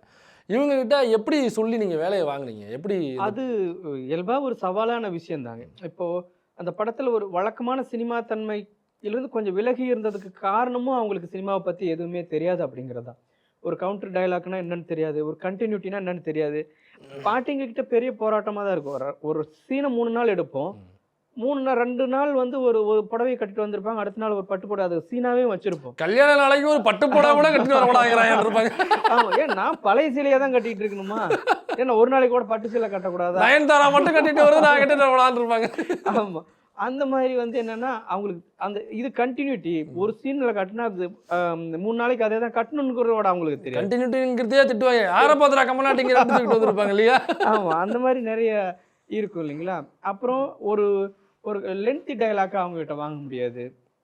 நிறைய க்ளோஸ் கட் பண்ணி போகிறதுக்கான காரணம், இன்சர்ட்ஸ் போட்டதுக்கான காரணம்லாம் அவங்களுக்கு ஆங்கில வார்த்தையே பெருசாக அவங்க வாயில நுழையாது. மினி பஸ்ஸுனா முனி பஸ்ஸு அப்படி இப்படி சொல்லக்கூடிய ஆட்கள் தான் அப்படிங்கிறதுனால நம்ம அதனாலேயும் கொஞ்சம் இந்த படத்தில் வந்து சினிமா தன்மையிலிருந்து கொஞ்சம் வேறையா மாறி இருக்கும். அவங்ககிட்ட வேலை வாங்குறதுங்கிறது ரொம்ப ரொம்ப கஷ்டம்தான். ஏன்னா ஒரு பாஸ்போர்ட் சைஸுக்கு நீங்கள் போய் எடுக்கணுன்ட்டு ஒரு கேமரா வச்சாலே ஒரு 10 டேக் எடுத்தால் தான் அது நல்ல ஃபோட்டோவாக வரும். அந்த மாதிரி தான் அவங்க எப்படி இருப்பாங்க, இப்படி இருப்பாங்க, சரிங்க இப்படி ஆர்டிஃபிஷியலாக சிரிப்பாங்க. இப்படி தான் அவங்க கேமராவுக்கும் அவங்களுக்குமான ஒரு உறவு இருந்துகிட்டு இருந்தது. அதில் கொண்டு போய் நம்ம வந்து ஒரு மூவி கேமராவை வச்சு அவங்கள வந்து ஃபீல் பண்ண வச்சு, அது நம்ம இங்கே வேறு நம்ம இன்ஸ்ட்ரக்ஷன்லாம் கொடுத்துக்கிட்டே இருப்போம், ஜூம் போகணும், ட்ராலி மூவ் பண்ணணும், இந்த கமெண்ட்டுக்கு நடுவில் அவங்க அதோட கனெக்ட் ஆகி பண்ணுறதுலாம் இருக்கு இல்லைங்களா? அது ஒரு பெரிய சவாலான வேலை தான். எனக்கு என்னன்னா, இவங்களெல்லாம் வேலை வாங்கிட்டான் அப்படின்னா இனிமேல் யாரை வேணாலும் வேலை வாங்கலாம் அப்படிங்கிற மாதிரியான ஒரு அதுக்கப்புறம் இவன்ட்டே வேளாங்கிட்டோம்னா யார்ட்ட வேணாலும் வேலை வாங்குற தைரியம் வந்துருச்சு எனக்கு. ஆமாம் ஆமாம். இல்லை, அந்த முதல் கேள்வி சார் கேட்டார் இல்லையா, அந்த ஒரு விஷயம் சொல்லணும்னு பார்த்தேன். எப்படி மணிரத்னம் சார், சங்கர், அப்புறம் பாரதி ராஜா இப்படி சொன்னீங்க, அதெல்லாம் ஒரு பக்கம், இதெல்லாம் ஒரு பக்கம் அப்படின்னு நீங்கள் கேட்டீங்க இல்லையா? அதை நான் வந்து இன்னொரு கிளாரிட்டி கொடுக்கலாம். எப்படின்னா, மணிரத்னம், சங்கர் எப்போ பாரதி ராஜா வந்து ஒரு சிட்டியில் இருக்கிறத எப்படி கிராமத்துக்கு கொண்டு போனார், அதே ஒரு மிகப்பெரிய மாற்றம். ஆமாம், எனக்கு தெரிஞ்சு பாரதி ராஜா சார் தான் முதல்ல கேமரா கொண்டு போய் கிராமத்தில் வச்சாரு. ஸோ அந்த மாதிரி இவர் அடுத்த கட்டத்துக்கு இவர் கொண்டு போய் கேமரா வச்சிருக்காருன்னு நான் நினைக்கிறேன். இன்னும் அதான் எப்படி அவங்கெல்லாம் ஒரு பக்கம்ன்றதோட மற்ற டைரக்டர்ஸ் ஒரு பக்கம், பாரதி ராஜா ஒரு பக்கம், இவரு இன்னொரு பக்கம் அப்படின்றது என்னுடைய. இது இன்னும் சிம்பிளா நம்ம சொல்லணும்னாக்கா, பஞ்சகஜ வேட்டி எப்ப நம்ம கட்டுற வேட்டியா மாறுனுச்சுனாக்கா பாரதி ராஜா உள்ள வந்ததுக்கு அப்புறம் தான். அதுக்கு முன்னாடி பஞ்சகஜ வேட்டிகள் தான் இருந்துச்சு. இப்ப இதுல நீங்க இந்த பாட்டிகளை வச்சு எடுத்து சொன்னீங்க. இந்த பாட்டிகள் நடிக்கும் பொழுது ஒரு கட்டத்துக்கு அப்புறம் அவங்க கொஞ்சம் எக்ஸ்பீரியன்ஸ் ஆயிருப்பாங்கல்ல எப்படியா இருந்தாலும். ஸோ நம்மளே வியக்கிற அளவுக்கு சில இடத்துல பர்ஃபார்மன்ஸ் பண்ணியிருந்திருப்பாங்கல்ல, அது எந்த இடம்? இல்லை, அவங்களோட ஏரியான்னு ஒன்று இருக்கும் இல்லைங்களா? ஒரு ஒப்பாரி பாட்டை பாடுன்னு சொல்லிட்டோம்னா அவங்கள நம்ம நிறுத்தவே முடியாது. நீங்கள் ஒரு கும்மி பாட்டை பாடுன்னு சொல்லிட்டோம்னா நிறுத்த முடியாது. ஒரு அவங்களுக்குன்னு ஏற்கனவே பண்ணி பழக்கமாக இருக்கக்கூடிய அவங்க ஏரியா இருக்குல்ல, அதில் போயிட்டோம்னா நீங்கள் கொட்டிக்கிட்டே இருப்பாங்க. நீங்கள் அதில் செலக்ட் பண்ணுறதுக்கு கன்ஃபியூஸ் ஆகிடணும். அந்த மாதிரி அவங்களோட இன்ட்ரெஸ்ட் போய்கிட்டே இருக்கு. இரு இந்த பாட்டு நல்லா, இதை அழிச்சிரு, நான் வேற ஒரு பாட்டு பாடுறேன் அப்படிம்பாங்க. இல்லை இதே நல்லா இருக்குதுன்னா கூட அவங்க ஒத்துக்க மாட்டாங்க. இப்படி பாடி காமிச்சிக்கிட்டே இருப்பாங்க. அதே மாதிரி நடனம் இந்த மாதிரி இப்படி ஆடலாம், இந்த தாளம் போட்டு இப்படி ஆடலாம், இப்படி கையாட்ட இப்படி அவங்களுக்கு தெரிஞ்ச விஷயங்கள்ல போகும்போது அது இன்னும் அவங்க நமக்கெல்லாம் தெரிஞ்சிருக்காது. ஏன்னா நம்ம ஓரளவுக்கு அவங்கள பார்த்து தானே தெரிஞ்சிருக்கிறோம். அவங்களுடைய 80 வருட கால அனுபவம் அவங்கள மனசுக்குள்ள தேங்கி இருக்கிறதெல்லாம் அப்படியே ரீகலெக்ட் ஆகும்போது புதுசா வரும் இல்லைங்களா? அதையெல்லாம் கொட்டிக்கிட்டே இருப்பாங்க. அந்த மாதிரி ஏரியால அவங்கள வேலை வாங்குறது ஈஸி. சார் சாரி நடுவில் இப்போ இந்த சார் கேட்டதுனால இந்த 2-3 சீன் ஞாபகம் வருது. மாவாட்டும் போது இன்னும் கொஞ்சம் பார்த்து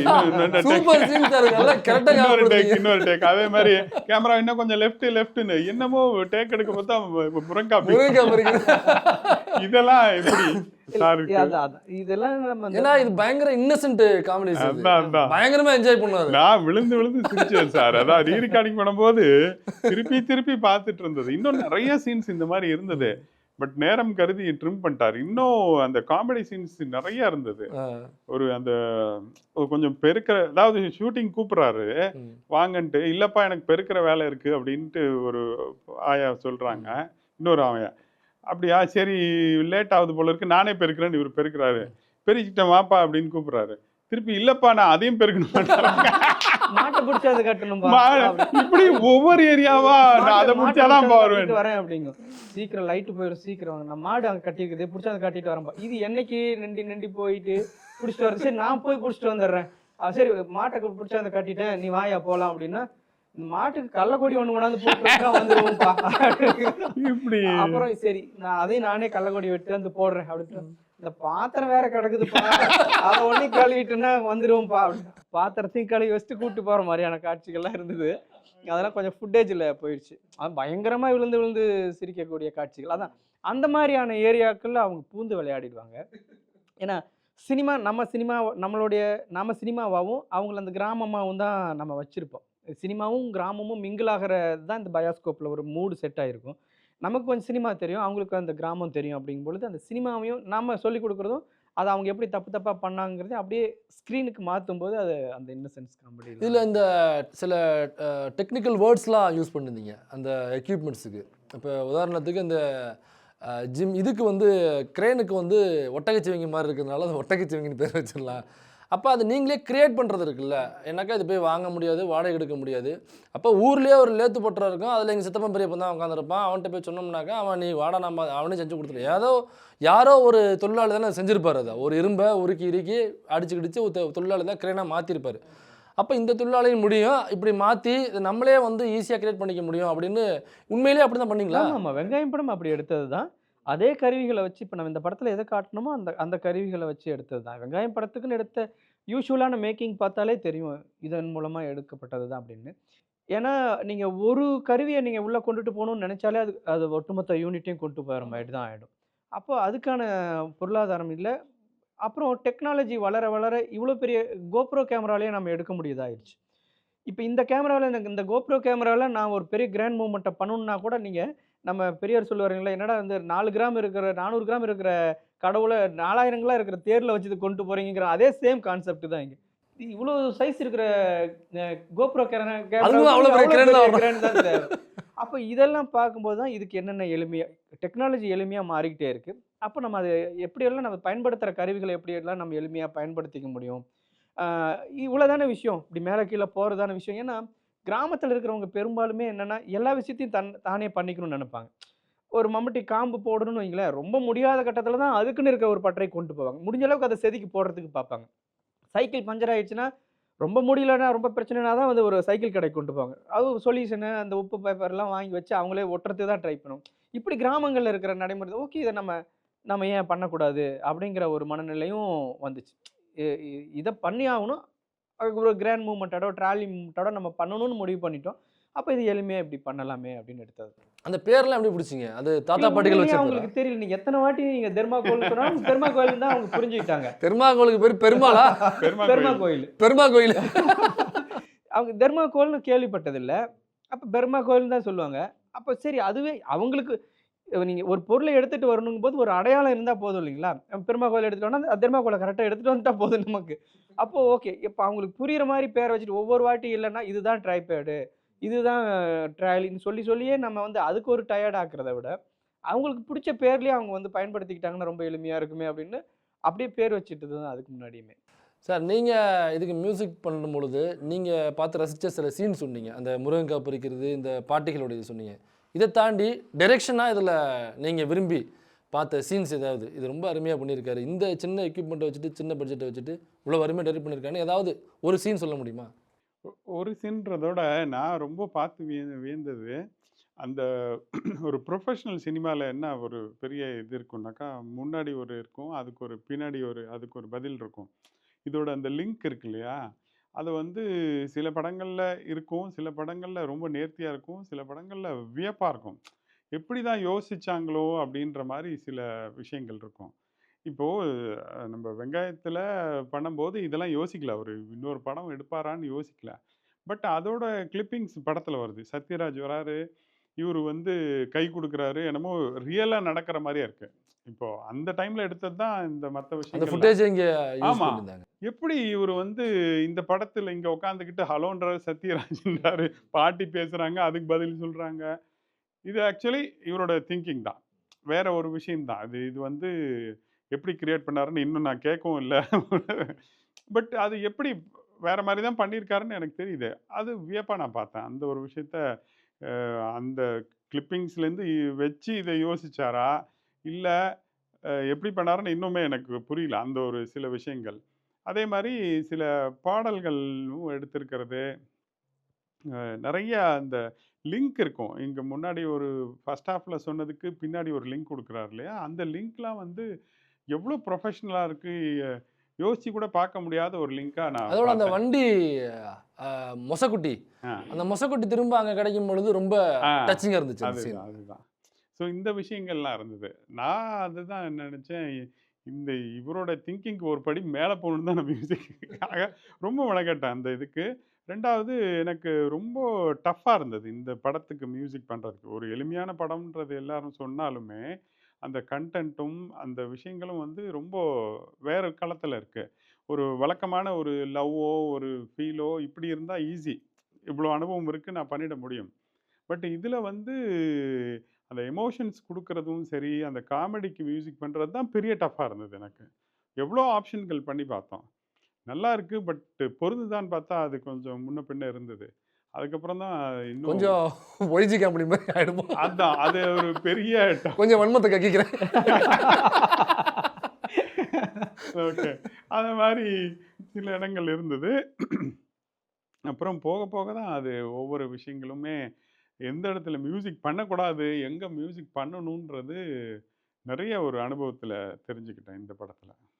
தலைவா, இப்போ பயாஸ்கோப்பில் நீங்கள் அதில் எவ்வளோ கடன் பட்டீங்க, அதை யார்கிட்ட கடன் பட்டீங்க, அதை வந்து திரும்ப இந்த படம் எடுத்து இதுலேருந்து வர்ற காசில் வந்து அதை அடைக்கிறதுக்கு அப்படின்னு நான் புரிஞ்சுக்கிறேன். அதை உண்மையிலேயே அந்த படத்தில் வந்த கடனுக்காக தான் இந்த படம் பண்ணீங்களா, அதில் அவ்வளோ கடன் அமைஞ்சு போச்சா? இல்லை இல்லை, எனக்கு கடன்லாம் கூட ஓரளவுக்கு அந்த படத்தில் காட்டின மாதிரியே சன் டிவிக்கு போச்சு படம். சேரன் அந்த வந்து படத்துலையுமே சொல்கிறீங்க, அது சேரன் சார் மூலியமாக தான் அங்கே போயிருக்கு ஆமாம் இல்லைங்களா? ஆமாம். அதுக்கு பிறகு ஓரளவுக்கு எனக்கு ஒரு பிரச்சனைகள் கொஞ்சம் ஓகே, குறைஞ்சிது. துரத்த மாட்டாங்க, ஆமா, அடிக்க மாட்டாங்க அப்படிங்கிற அளவுக்கு தப்பிக்க முடிஞ்சுது. மாஸ்க் போடாமல் நடக்கலாம். ஆனாலும் சரி, அடுத்த படம் பண்ணாலும் அப்புறம் வேற என்ன பண்ண முடியும்? இப்போ அது ரிலேட்டடாவே எனக்கு மிஸ்கின் வந்து இந்த வெங்காயம் படத்தோட ஒரு இன்டர்வியூல சொன்னார். அது விஜய் டிவி ஒரு பெரிய வேலை செஞ்சாங்க. ஆமாம், அது நல்ல பெரிய ப்ரமோஷன். அது ஆமா. ஆக்சுவலாக இப்படியாப்பட்ட திரைப்படங்களை தான் மெயின் ஸ்ட்ரீம்ஸ் வந்து ம். எடுத்து ப்ரமோட் பண்ணணும். அதை நியரனா டீம் ரொம்ப அருமையாக பண்ணியிருந்தாங்க. அது அது ஒரு இன்சிடென்ட் நடந்தது, ரொம்ப சுவாரஸ்யமான சம்பவம். சேரனை வந்து ப்ரொமோஷன் பண்றாரு. எல்லா இயக்குனர்களும் வராங்க, பைட்டு குடுக்குறாங்க. இந்த இயக்குனர்கள் வந்து திரையரங்குல படம் பார்த்துட்டு வந்து பைட்டு குடுக்குறதுங்கிறது வெங்காயம் படத்துல தான் ஸ்டார்ட் ஆச்சு. அது ஒரு பெரிய புரட்சி மாதிரி இருந்துச்சு. ஓ, என்னன்னா அப்போ வெங்காயம் படத்துல இருந்து தான் ஃபர்ஸ்ட் ஸ்டார்ட் ஆமா, ஆயிருக்கு. இது ஆமா. எவ்வளோ ஒரு இன்ஃபர்மேஷன் இது. அப்போ அத வந்து எல்லா சேனலும் பார்க்க ஆரம்பிக்கிறாங்க. விஜய் டிவியும், சன் டிவியும் போட்டி போடுறாங்க. சேட்டலைட் வாங்கணுன்ட்டு. நாங்க ஒரு கட்டத்துல சன் டிவிக்கு குடுத்துட்டோம். Sun TV குடுத்துட்டோம். அன்னைக்கு நைட்டு விஜய் டிவில சொல்றாங்க, "ஏங்க நாங்க வந்து இந்த குடுத்துட்டோம்னு தெரியாம வந்து அப்ரோச் பண்றாங்க. நாங்க நீயா நானா மாரி ஒரு பெரிய ஷோ மாரி ஒண்ணு கிரியேட் பண்றோம் இந்த படத்துக்கு. ஒரு பக்கம் டைரக்டர்ஸ், ஒரு பக்கம் இந்த படத்துல நடிச்சவங்க, நடுவுல கோபிநாத். இது ஒரு பயங்கர அட்டென்ஷன கிரியேட் பண்ணணும்." அப்படின்னு சொல்லி கேட்குறாங்க. ஐய்யயோ! நாங்க வந்து இன்னொரு சேனலுக்கு குடுத்துட்டோமே. நாங்க வேணா ஒன்று பண்றோம், ப்ரோக்ராம் நீங்க பண்ணீங்க, அதை நாங்க உங்களுக்கு பண்ணி தந்துடுறோம், இல்ல இல்ல. படத்தை நாங்கள் அங்கிட்டு தந்துடுறோம். அப்படி நாங்க கேட்க முடியாது இல்ல. ஏன்னா அது வந்து இன்னொரு சேனலுக்கான கண்டென்ட்டா போயிடும். ஆமா, அதுக்கு இவங்க ப்ரமோஷன் ஆமா. பண்றது. பண்ணா என்ன ஆகும்? அதோட பெனிஃபிட்லாம் அங்க தான் போய் சேரும். இத்தனைக்கும் அது 2மே நேருக்கு நேரா வந்து ஒரு போட்டி சேனலா இருக்கக்கூடிய இது. இதுல என்ன பண்ணாலும் அதுக்கு போட்டியா அங்க ஒண்ணு பண்ணுவாங்க. அப்படி இருக்கக்கூடிய நேரம். அப்ப என்னன்னா, 100 சேனலுக்கு போனதுக்கு வந்து நாங்க எப்படி நாங்க ப்ரமோஷன் பண்ணி குடுக்க முடியும்? என்ன இதோட பெனிஃபிட்லாம் எங்க பார்வையாளர்கள்லாம் சன் டிவிக்கு தானே நம்ம போறாங்க. அப்படின்ட்டு ஒரு இது வந்து கடைசியா அவங்க டீம்ல பேசி விஜய் டிவி, எங்க போனாலும் சரிங்க. இந்த படத்துக்கு நல்ல படம்னு நெனச்சு தான் நம்ம இத பண்ணணும்னு நெனச்சோம். இத நம்ம பிளான் பண்ண மாரி பண்ணிருவோம் அப்படின்னு சொல்லி, அந்த நிகழ்ச்சிய பண்ணாங்க. நீயா நானா மாரி ஒரு ஷோ பண்ணாங்க. அது செம ஹிட்டு தலைவா அந்த ஆமா. ப்ரோகிராம். அப்ப அது உண்மையிலேயே பாருங்க, இந்த மாதிரி மனிதர்கள் இருக்கிறதுனால தான் அப்பப்போ ஊருக்குள்ள மழை பெய்யுது. அதான் உண்மை. அந்த ஷோல தான் மிஸ்கின் என்ன சொன்னாரு, இந்த இந்த இந்த எக்ஸ்பீரியன்ஸ்லாம் அந்த ஊர் மக்கள்கிட்ட இருந்து பேச தான் சொன்னாரு. இவங்க படம் எடுத்ததையே ஒரு படமா எடுக்கலாம் போல இருக்கு. நான் அது பார்த்தேன், அந்த படத்துலயும் நீங்க அதை வச்சிருந்தீங்க அந்த கட்டை. ஆமா, ஆமா. அப்பதான் எனக்கே தோணுச்சு, ரைட்டு அப்ப ஸ்கிரிப்ட்னு போட்டு மிஸ்கின் பேரை தான் நீங்க போட்டிருக்கீங்க. மூலக்கதை. மூலக்கதைன்னா அவரு பேர் தான் நீங்க போட்டது. அவர்தான் ஐடியாவை நமக்குள்ள விதைச்சது. அவரே பண்ணியிருந்தா கூட இன்னும் சிறப்பா இருந்திருக்கும். சரி, அவர் வேற வேறமான படங்கள் பண்ணதுனால அது பண்ணல. அப்படிதான் இந்த படத்தை சரி பண்ணோம். அடுத்தது ஒரு படம் பண்றோம். வெங்காயத்துல ஒரு சீரியஸ் அட்டெம்ப்ட் ஒண்ணு பண்ணியிருந்தோம். அப்போ அத படம் பண்ணும்போது நமக்கு ஒரு அழகான இந்த ப்ளூபர்ஸ் மூவ்மெண்ட்லாம் இருக்குல்ல, இவங்க சொதப்புனது. இதன் மூலமா நம்ம திரும்ப அதை ரீகலெக்ட் பண்ற மாரி ஆயிரும். திரும்ப அதே கருத்தையும் சொல்லலாம். நகைச்சுவையாவும் சொல்ல முடியும் அப்படிங்கிறதுனால திரும்ப அது பயாஸ்கோப் ஆகும். அந்த நியரானா ஷோல இன்னொரு ஒரு மொமெண்ட்டும் இருக்கு. ம். இறந்து போன இயக்குனர், பேராண்மை படத்தின director Jananathan sir. Jaganathan sir பார்த்துட்டு அந்த படத்தில் நடிச்ச பாட்டியை பார்த்துட்டு அவர் மெய்மறந்து சொன்னார். ஆமா, ஆமா. நான் இந்த படத்தை முன்னாடியே நான் பார்த்துருந்தேன், அல்லது முன்னாடி எடுத்திருந்தீங்கன்னாக்கா படத்தில் அந்த கிழவி கேரக்டருக்கு வந்து நான் இவங்கள தான் போட்டிருப்பேன், ஆமா. எக்ஸாக்டாக இருக்காங்க, ஆமா, அப்படியே நல்லா ஆமா. பெர்ஃபார்ம் பண்ணுறாங்க அப்படின்னு மிகப்பெரிய ஒரு அவர் பாராட்டுக்காக சொல்லலை, எக்ஸாக்டாக அந்த பாட்டு ரொம்ப நல்லா நடிச்சிருந்தாங்க ஆப்வியஸ்லி. ஸோ அது பெரிய விஷயம் அது அவர் சொன்னது. ஆமா, ஆமா. அந்த நிகழ்வும் நடந்துருந்துச்சு. ஆமா, உண்மையிலேயே எனக்கு அதெல்லாம் பார்க்கும்போது தமிழ் சினிமா ஒரு முக்கியமான இயக்குனரை இழந்துட்டோம் அப்படிங்கிற வருத்தம் வரும். எனக்கு ஜனநாதன் சாரை பார்க்கும்போதெல்லாம். இப்போ நம்ம எளிய மனிதர்களா இருந்துட்டு பேசுற விஷயத்த மெயின் ஸ்ட்ரீம்ல போய் நின்னுட்டு ரொம்ப துணிச்சலா இதில் பேசுறாங்க. இன்னொரு விஷயம் என்னன்னா, இவ்வளோ பெரிய பாராட்டு அந்த மேடையில் அவ்வளோ பேர், மிஸ்கின் சார்லேருந்து, ஜனநாதன் சார்லேருந்து, சேரன் சார்லேருந்து, சத்யராஜ் சார்லேருந்து, ஒட்டுமொத்த இந்த இண்டஸ்ட்ரியில் முற்போக்காக பேசி இயங்கக்கூடிய இந்த எல்லா இயக்குனர்களுமே, எல்லா மனிதர்களுமே இந்த வெங்காயம் படத்தை பாராட்டி அவ்வளோ பெரிய நிகழ்வு. அதுக்கு பின்னாடி 2 சேனல், பெரும் சேனல், 1, 2ல் இருக்கிற 2 சேனல் போட்டி போடுது இந்த படத்தை வாங்குறதுக்கு. இது எதுவுமே அந்த பாட்டிகளுக்கும் தாத்தாக்களுக்கும் தெரியாது. அவங்க அந்த பாட்டியை தான் புகழ்ந்துட்டு இருக்காங்க. அவர் எவ்வளோ பெரிய டைரக்டருங்கிறது அவங்களுக்கு தெரியாது. தெரியாது. அவங்க சர்வசாதாரணமாக உட்காந்து பேசிட்டு இருக்காங்க. ஆமா, ஆமா. அவங்களுக்கு என்னன்னாக்கா ஊரு அவ்வளவுதான். நான் போய் ஏறனாக்க ஊர் வேலையை பார்ப்பேன், என்ன விடுங்கடா அப்படிங்கிறது அவங்களுக்கு இதாக இருக்கும். சேரன் இருப்பாரு, பிரபு சாலமன் இருப்பாரு, மிஸ்கின் அண்ணன் இருப்பாரு. இதெல்லாம் யாருன்னு கேட்பாரு கோபிநாத். இவங்கெல்லாம் யாருன்னு தெரியுமா உனக்கு? ஆமா, நாங்க யாருன்னு தெரியாதுங்க. உண்மையா அவங்களுக்கு யாருன்னு தெரியாது. என்ன குருசாமி பேரடா நீ அப்படின்னு இருக்கான். எல்லாத்தான் அவன் சாமியப்ப மையனா நீ, அதானா மிஸ்கின்னு, எந்த மூக்கு சரியாப்போ. அந்த மாதிரி தான் அவங்களோட பார்வை. உண்மையிலேயே நீங்க கரெக்டாக தான் சொல்றீங்க. அவங்களுக்கு நம்ம சினிமா இதுக்குள்ள ப்ரெஸ் மீட்டுக்கெல்லாம் கூட்டி வருவேன்ல, எதுவுமே தெரியாது அவங்களுக்கு. ஆனா என்ன, நம்ம திருப்தி ஒண்ணு இருக்கும்ல, நம்மளோட காடு மேடு எல்லாம் அந்த வண்டியில ஏறிட்டு கஷ்டப்பட்டவங்க இந்த ஒரு தனி உலகத்தை கூட்டு வந்து காமிக்கிறது கூட இல்ல. நம்ம அப்படிலாம் ஒரு வெயில்ல இருக்கிற, நம்ம நிழல்ல நிற்கும் போது அவங்களும் நிழல்ல நிக்கிறோம் அப்படிங்கிற மாதிரியான ஒரு உணர்வு தான். நம்மள 4 பேர் வந்து எப்படி பாக்குறாங்க, நீங்க பண்ணின வேலையை, அந்த கஷ்டப்பட்ட வேலையை இந்த சமூகம் எப்படி அங்கீகரிக்குது, எப்படி பாக்குது அப்படிங்கறது அவங்களும் பார்க்கட்டுமே. பார்த்தா கூட புரியாதா கூட இருக்கும், நமக்கு ஒரு திருப்தி. அவங்க பார்க்கட்டும். ஆனால் இந்த ப்ரொமோஷனுக்காக அவங்கள முதல் முறையாக ஃப்ளைட்டில் கூப்பிட்டு வந்தோம். அவங்க வந்து அது ஒரு பெரிய சந்தோஷம். ஃப்ளைட்டில் வரும்போது எப்படி அவங்க என்ஜாய் பண்ணாங்கன்னாக்கா, ஃப்ளைட்டில் ஃபஸ்ட்டு போகும்போது டேக் ஆஃப் ஆகும்போது நான் டேக் ஆஃப் பண்ணும்போது நமக்கே வந்து ஒரு மாதிரி கிர்ன்னு இருக்கும். ஆமாம் ஆமாம், அதில் கொஞ்சம் பயந்தாங்க ரொம்ப. பாட்டியில் ரொம்ப கண்ணை இறுக்கி மூடிட்டே அதை வந்தாங்க ரொம்ப நேரம். அதெல்லாம் ரொம்ப என்னன்னா, அவங்கள இந்த மாட்டு வண்டி மாதிரியான ஒரு வண்டியில் ஒரு மினி ஆட்டோவிலே போட்டு கிட்டத்தட்ட 90-100 நாட்கள் போட்டு அடித்து வேலை வாங்கணும். ஒரு நாள் ஃப்ளைட்ல கூப்பிட்டு ஏமாத்திட்டீங்க.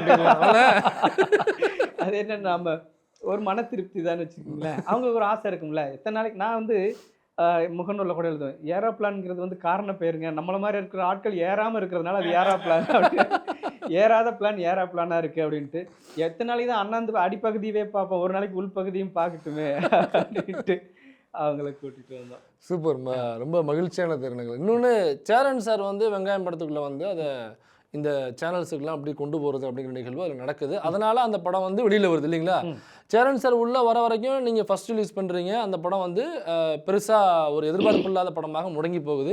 அதுக்கப்புறம் திரும்ப அவர் உள்ளே வந்து எடுத்துகிட்டு வந்தால் அதுக்கப்புறம் இந்த பூம் ஆகுது. நான் சொல்கிறது கரெக்டுங்களா இல்லை வேறு எதுவும் மாற்றம் இருக்கா? இப்போ அப்போ சேரன் சார் வந்து ஒவ்வொரு முறையும் உள்ளே வர முடியாது இல்லைங்களா? இப்போ ஒவ்வொரு படம் எடுக்கும்போது சேரன் சாரோ அல்லது சத்யராஜ் சாரோ அல்லது வேறு யாரோ மற்ற நபரில் உள்ளே வந்து மிஸ்கின் சாரோ அல்லது கோபிநாத்தோ அல்லது விஜய் டிவி இப்படி எல்லாரும் ஒரு முறையும் அப்போ அந்த படம் வந்து அவர்களுடைய பார்வைக்கு போயிருந்ததுன்னா அவங்க ஆட்டோமேட்டிக்காக உள்ளே வந்திருப்பாங்க. அப்போ அவங்களுடைய பார்வைக்கு போகலை. அப்போ போகக்கூடிய அளவுக்கு நம்ம அந்த விளம்பரத்தை பண்ணக்கூடிய பொருளாதாரம் நம்மிடம் இல்லாதது ஒரு மிக முக்கிய காரணம். அப்போ அஸ் யூஷுவல் ஒரு படம்னாக்கா அது விளம்பரம் படுத்தினாதான் அது சேரன் சார் படத்துக்கு கண்ணுக்கோ அல்லது மற்றவர்கள் கண்ணுக்கோ போகும். இன்னும் இந்த படத்தை பூமாக்கும் இன்னும் பல நபருடைய கண்களுக்கு போகுங்கிறதா இங்கே சூழலாக இருக்குது. அப்போ அது இல்லாமல் எப்படி நம்ம ஒரு படத்தை கொண்டு போய் சேர்க்க முடியும் மக்கள்கிட்ட?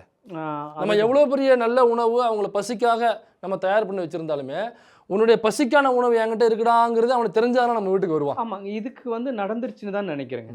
ஏன்னா போன படம் கொடுத்த எனக்கு அனுபவம், நான் சொந்தமாக ரிலீஸ் பண்ணால் மக்கள் வந்து கொண்டாடிடுவாங்க, அது மக்களோட பார்வைக்கு போயிடும் அப்படிங்கிறது. எனக்கு வெங்காயம் படத்தில் 2 அனுபவமும் இருக்குது. ஒரு இயக்குனருக்கு வேறு வேறு படங்களில் ஒரு வெற்றி படம் கொடுத்துருப்பாங்க, ஒரு தோல்வி படம் கொடுத்துருப்பாங்க. நான் ஒரு படத்தையே வெற்றியாகவும் தோல்வியாகவும் பார்த்தேன் இல்லைங்களா? அதுக்கு இடையில் என்ன மாற்றம் இருந்துச்சு, என்னெல்லாம் புது விஷயங்கள் இருந்துச்சுன்னு என்னால் வந்து அது எனக்கு ஒரு பெரிய அனுபவம். அப்போ இந்த படத்தை வந்து சும்மா இந்த ரிலீஸ் பண்ணுறது, நம்ம படம் எடுத்துட்டோம் நல்ல படம் அதனால் வந்து மக்கள் கொண்டாடிடுவாங்கன்னு நினைக்கணும்னு நான் நினைக்கல. அப்போ அது என்னன்னா ஆஹா மாதிரியான ஒரு மக்களுக்கு கொண்டு போய் சேர்த்தக்கூடிய இடத்துல இருக்கக்கூடிய ஒரு பிளாட்ஃபார்முக்கு. ஆமாம், அவங்க பார்த்த உடனே அவங்க ஆச்சரியப்பட்டாங்க. செம்ம படங்க. நான் ப்ரொடியூசர் பசார்னு ஒரு டீம் மூலமாக தான் அவங்கள அணுகணும். அவங்க என்ன படம்னே சொல்லாமல் தான் கூப்பிட்டாங்க. இதில் வந்து புது ஆட்கள் நடிச்சிருக்காங்க, படம் நல்லா இருக்கு. இந்த கதையெல்லாம் சொல்லியிருந்தோம்னா அவங்க வந்திருப்பாங்களா என்னன்னு தெரியல. சூப்பராக இருக்கு ஒரு படம், நீங்கள் வந்து பாருங்க. அவன் என்னென்ன கதையை சொல்லுவானா, எப்படி படம் எடுத்தாலும் ஒரு படம் எடுத்திருக்காங்க, அது வந்து பாருங்க, இது ஒரு கதையான நான் வரணும் மாடணும். அப்போ அவங்க எதுவுமே நியூட்ரலாக கூப்பிட்டு வந்து படம் பார்க்க வச்ச பிறகு படம் பார்த்துட்டு அவங்களுக்கு ரொம்ப பிடிச்சிச்சு. பிடிச்சிட்டு நீங்கள் வந்து ஆமாங்க நாங்கள் வாங்கிக்கிறோன்னு சொல்லியிருந்தா ஒரு ப்ரொடியூசராக நமக்கு பெரிய சந்தோஷம் இருந்திருக்கும். இல்லை அப்பா நம்ம போட்ட காசு வந்துடும் அப்படின்ட்டு.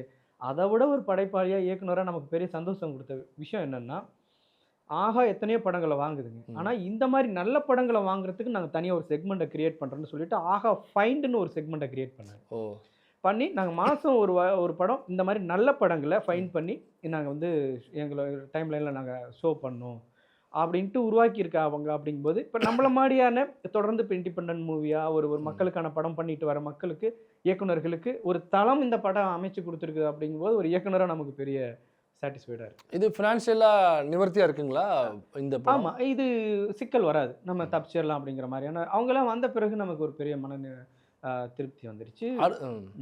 அடுத்தது பயாஸ்கோப் முடிச்சிட்டிங்க, அடுத்தது இதில் உள்ள ப்ளூபர்ஸ் வச்சு பண்ண போகிறேன்னு சொன்னீங்க, அதான் பண்ண போகிறீங்களா? அதே இல்லை பாட்டி தாத்தாக்களை வச்சு தானே வழக்கமாக இந்த வாட்டி இதில் சொல்லுவாங்கள்ல, நம்ம வந்து அடுத்த மாதம் எங்கள் தம்பி வரான் அப்படிங்கிற மாதிரி அடுத்த மாதம் 1 வருது அவர் வச்சு செய்வார். அதுக்கப்புறம் நெடும்பா வருது எங்கள் சித்தப்பா, அங்கேதான் நகத்துல செய்வார். எல்லாம் 25 ரூபாய் எங்கள் சித்தப்பா வருவார். அந்த மாதிரி வரிசையா தம்பி சித்தப்பாலாம் ஆடுறா நின்றுட்டு இருக்காங்க. இன்னும் அந்த ஒன்று விட்ட மாமான்னு வராமல் இருக்காருல்ல, போன போட்டு வர சொல்லு ஒரு கதை எழுது. அந்த மாதிரி இப்போ வரிசையா படங்கள் இருக்கு. பயாஸ்கோப் ஏற்படுத்தின மாதிரியே ஒவ்வொரு படமும் அதிர்வலைகளை ஏற்படுத்தும். நான் முன்னாடி வியாபாரத்தில் பண்ண தவறுகளை பண்ணாமல் அடுத்தது வந்து நம்ம இதை சரியாக பண்ணிட்டோம்னா இன்னும் பெரிய இடத்த அது வந்து கொண்டு போய் சேரும். சார், நீங்கள் பெரிய பெரிய நபர்களோட ஒர்க் பண்ணியிருப்பீங்க, பெரிய பெரிய டீம்களோட ஒர்க் பண்ணியிருப்பீங்க. இப்போ சங்ககிரி ராஜ்குமார் சார் கூட இந்த மாதிரியான ஒரு சின்ன பட்ஜெட்டு, ஒரு சின்ன டீமு, டெக்னீஷியன்ஸாக நிறைய பிரச்சனை இருந்திருக்கும் அந்த படத்தில். ஸோ இந்த படத்துக்கு நீங்கள் மியூசிக் பண்ணும்பொழுது என்னென்ன பிரச்சனைகளை சந்திச்சிங்க, எதை சவாலாக நீங்கள் பார்த்தீங்க? அதில் சவால் என்ன, எல்லாம் பட்ஜெட் இதுதான் தவிர எவ்வளோ நாள் தான் நானும் வலிக்காத மாதிரியே நடிக்கிறது. இல்லை இதில் என்ன ஒரு மகிழ்ச்சியான விஷயம், இதை தாண்டி இந்த விஷயங்கள் இருந்தாலும் அதை தாண்டி அந்த கண்டென்ட் என்ன ரொம்ப இம்ப்ரெசிவாக இருந்தது. இப்போ நம்ம இந்த மாதிரி சில படங்கள் பண்ணிகிட்ருக்கேன், அடுத்ததும் சில இது வருது. நம்ம என்னதான் அதில் பணம் பெருசாக வாங்கி நம்ம பண்ணாலும் அது ஒன்றும் நடக்க போகிறதில்ல. நான் உள்ளுக்குள்ளே நினச்சிக்கிறது அங்கே வர பணத்தை இதில் போட்டு அப்படின்றது ஒரு இது. பட் இருந்தாலும் அதுதான் அந்த சவால்கள் இருந்தாலும் அந்த படத்துக்கு வந்து நம்ம ஒர்க் பண்ணுறது பெரிய சவால், இன்னும் பெரிய சவால். இப்போ அதுக்கு ஒரு நார்மலான ஒரு ஸ்கிரிப்டுக்கு ஈஸியாக பண்ணிட முடியுது, அதை எதை வேணால் ஏற்றுக்குது. பட் இதுக்கு பண்ணுறது ரொம்ப டஃப்பாக இருந்தது. அதை புதுசாக தேடுறதுக்கான ஒரு வாய்ப்பாக இருந்தது. எனக்கு ரொம்ப இன்ட்ரெஸ்ட் அந்த மாதிரி நிறைய ஆராய்ச்சி பண்ணி, அதாவது ஆராய்ச்சின்றத விட புதுசாக ஏதாவது ட்ரை பண்ணணுன்றது. இப்போ மெயினான எனக்கும் அவருக்கும் பெரிய சிங்க் ஆனது புது சிந்தனைகள் தான். இது முடிக்கும் பண்ணாதது ஏதாவது முயற்சி பண்ணுறது. அவர் சொல்கிற விஷயங்கள் எல்லாமே எனக்கு ரொம்ப இம்ப்ரெசிவாக இருக்கும். அந்த மாதிரி மியூசிக்கில் பண்ணணும்னு நினச்சது இப்போ வந்தது எல்லாமே சரி. அது இப்போ நீங்கள் கேட்குற மியூசிக் வந்து ஒரு 60% தான் வந்திருக்கு. இதுக்கு மேலே இருக்குது. இன்னும் நிறைய பண்ணோம். பட் இந்த படத்துக்கு இவ்வளோ தான் தேவைன்றது அப்படியே மினிமைஸ் பண்ணி, எங்கே பண்ணாம ஒரு மியூசிக் வந்து எங்கே ஒரு இடைவெளி கிடைக்கும்போது அது இன்னும் என்ஹான்ஸ் ஆச்சு. இப்போ அந்த பாட்டி சீன் நீங்க சொன்னீங்க இல்லையா? அதுக்கு ஒரு 4, 5 வெர்ஷன் பண்ணிட்டோம். இப்போ நான் ரெகுலர் படம்னு வச்சுக்கோங்களேன், அந்த பாட்டி அழகும்போது பிரம்மாண்டமான ஸ்ட்ரிங் செக்ஷன் வச்சு, இன்னும் சவுண்ட கூட்டி, இன்னும் கூட அள வச்சிருக்கலாம். வேற மாரி வந்திருக்கும். பட் இது ஒரு கடைசியா ஒரு சில முடிவுகள் எடுத்து, அது ஒரு சின்ன மியூசிக்கோட, ஒரு சின்ன பேட்ஸு இந்த மாரி வச்சு பாட்டி அழுவுறத பெருசாக்கி, அப்படி பண்ணும்போது இன்னும் இம்பாக்ட் ஆச்சு. ஸோ இந்த மாரி ஒரு அனுபவம் எனக்கு கிடைச்சது. நம்ம பயாஸ்கோப் படத்தை பற்றி நிறைய பேசியிருக்கோம்னு நினைக்கிறேன். வெங்காயம் படத்தை பற்றி பேசியிருக்கோம். தாஜ்நூர் சாரை பற்றி ஓரளவுக்கு பேச முடிஞ்சுச்சு. ஆனால் ஓரளவுக்கு பேசுனதே நிறைய மக்களுக்கு வந்து புது புது விஷயங்கள். ஓ, தாஜ்நூர் சார்னாக்கா இவரா, இவ்வளோ பெரிய ஆளா, அவர் இவர் தெரியாமல் இத்தனை நாளாக விட்டோம்டா அப்படின்னு பல விஷயங்கள் நமக்கு இன்றைக்கி தான் அவரை பற்றி தேடும்போது தான் எனக்குமே அந்த தகவல் கிடைக்குது. அங்கே இப்படியாப்பட்ட ஒரு பொக்கிஷத்தை நம்ம விட்டோம்டா அப்படின்னு நீ மக்களுக்கு பல விஷயங்கள் போய் சேர்ந்துருக்குன்னு நினைக்கிறேன். மீண்டும் இதே மாதிரி ஒரு நல்ல தருணத்தில் சந்திப்போம். உங்களை அடுத்த படம் வரும்பொழுது திரும்ப சந்திப்போம். இடையில நேரம் கிடைச்சாலும் உட்காருவோம். சார், நீங்களும் நேரம் கிடைக்கும்போது நம்ம உட்காந்து ஒரு தாஜ்நூர் சாரை பற்றி சொன்னதுனால அந்த கேப்ஷனோட சொல்கிறேன். வைரமுத்து அவர்கள் வந்து இவர் தாஜ்நூர் இல்லை கோஹினூர் அப்படின்னு சொல்லியிருப்பாரு. வாலி அவர்கள் சொல்லியிருப்பாரு. வைரமுத்து வந்து இவர் ஏழைகளின் ரஹ்மான் அப்படின்னு சொல்லியிருப்பாரு. ஏழைகளின் ரஹ்மான் அப்படின்னா நம்ம குறிப்பிட்டுலாம் சொல்ல தேவையில்ல. மக்களுக்கான படங்களுக்கான இசை அரசன் அப்படின்னே நம்ம சொல்லலாம். ஒரு பெரிய ரஹ்மான், அதுக்கப்புறம் இவரை வந்து நம்ம கம்பேர் பண்ணி அப்படிலாம் சொல்ல தேவையில்ல.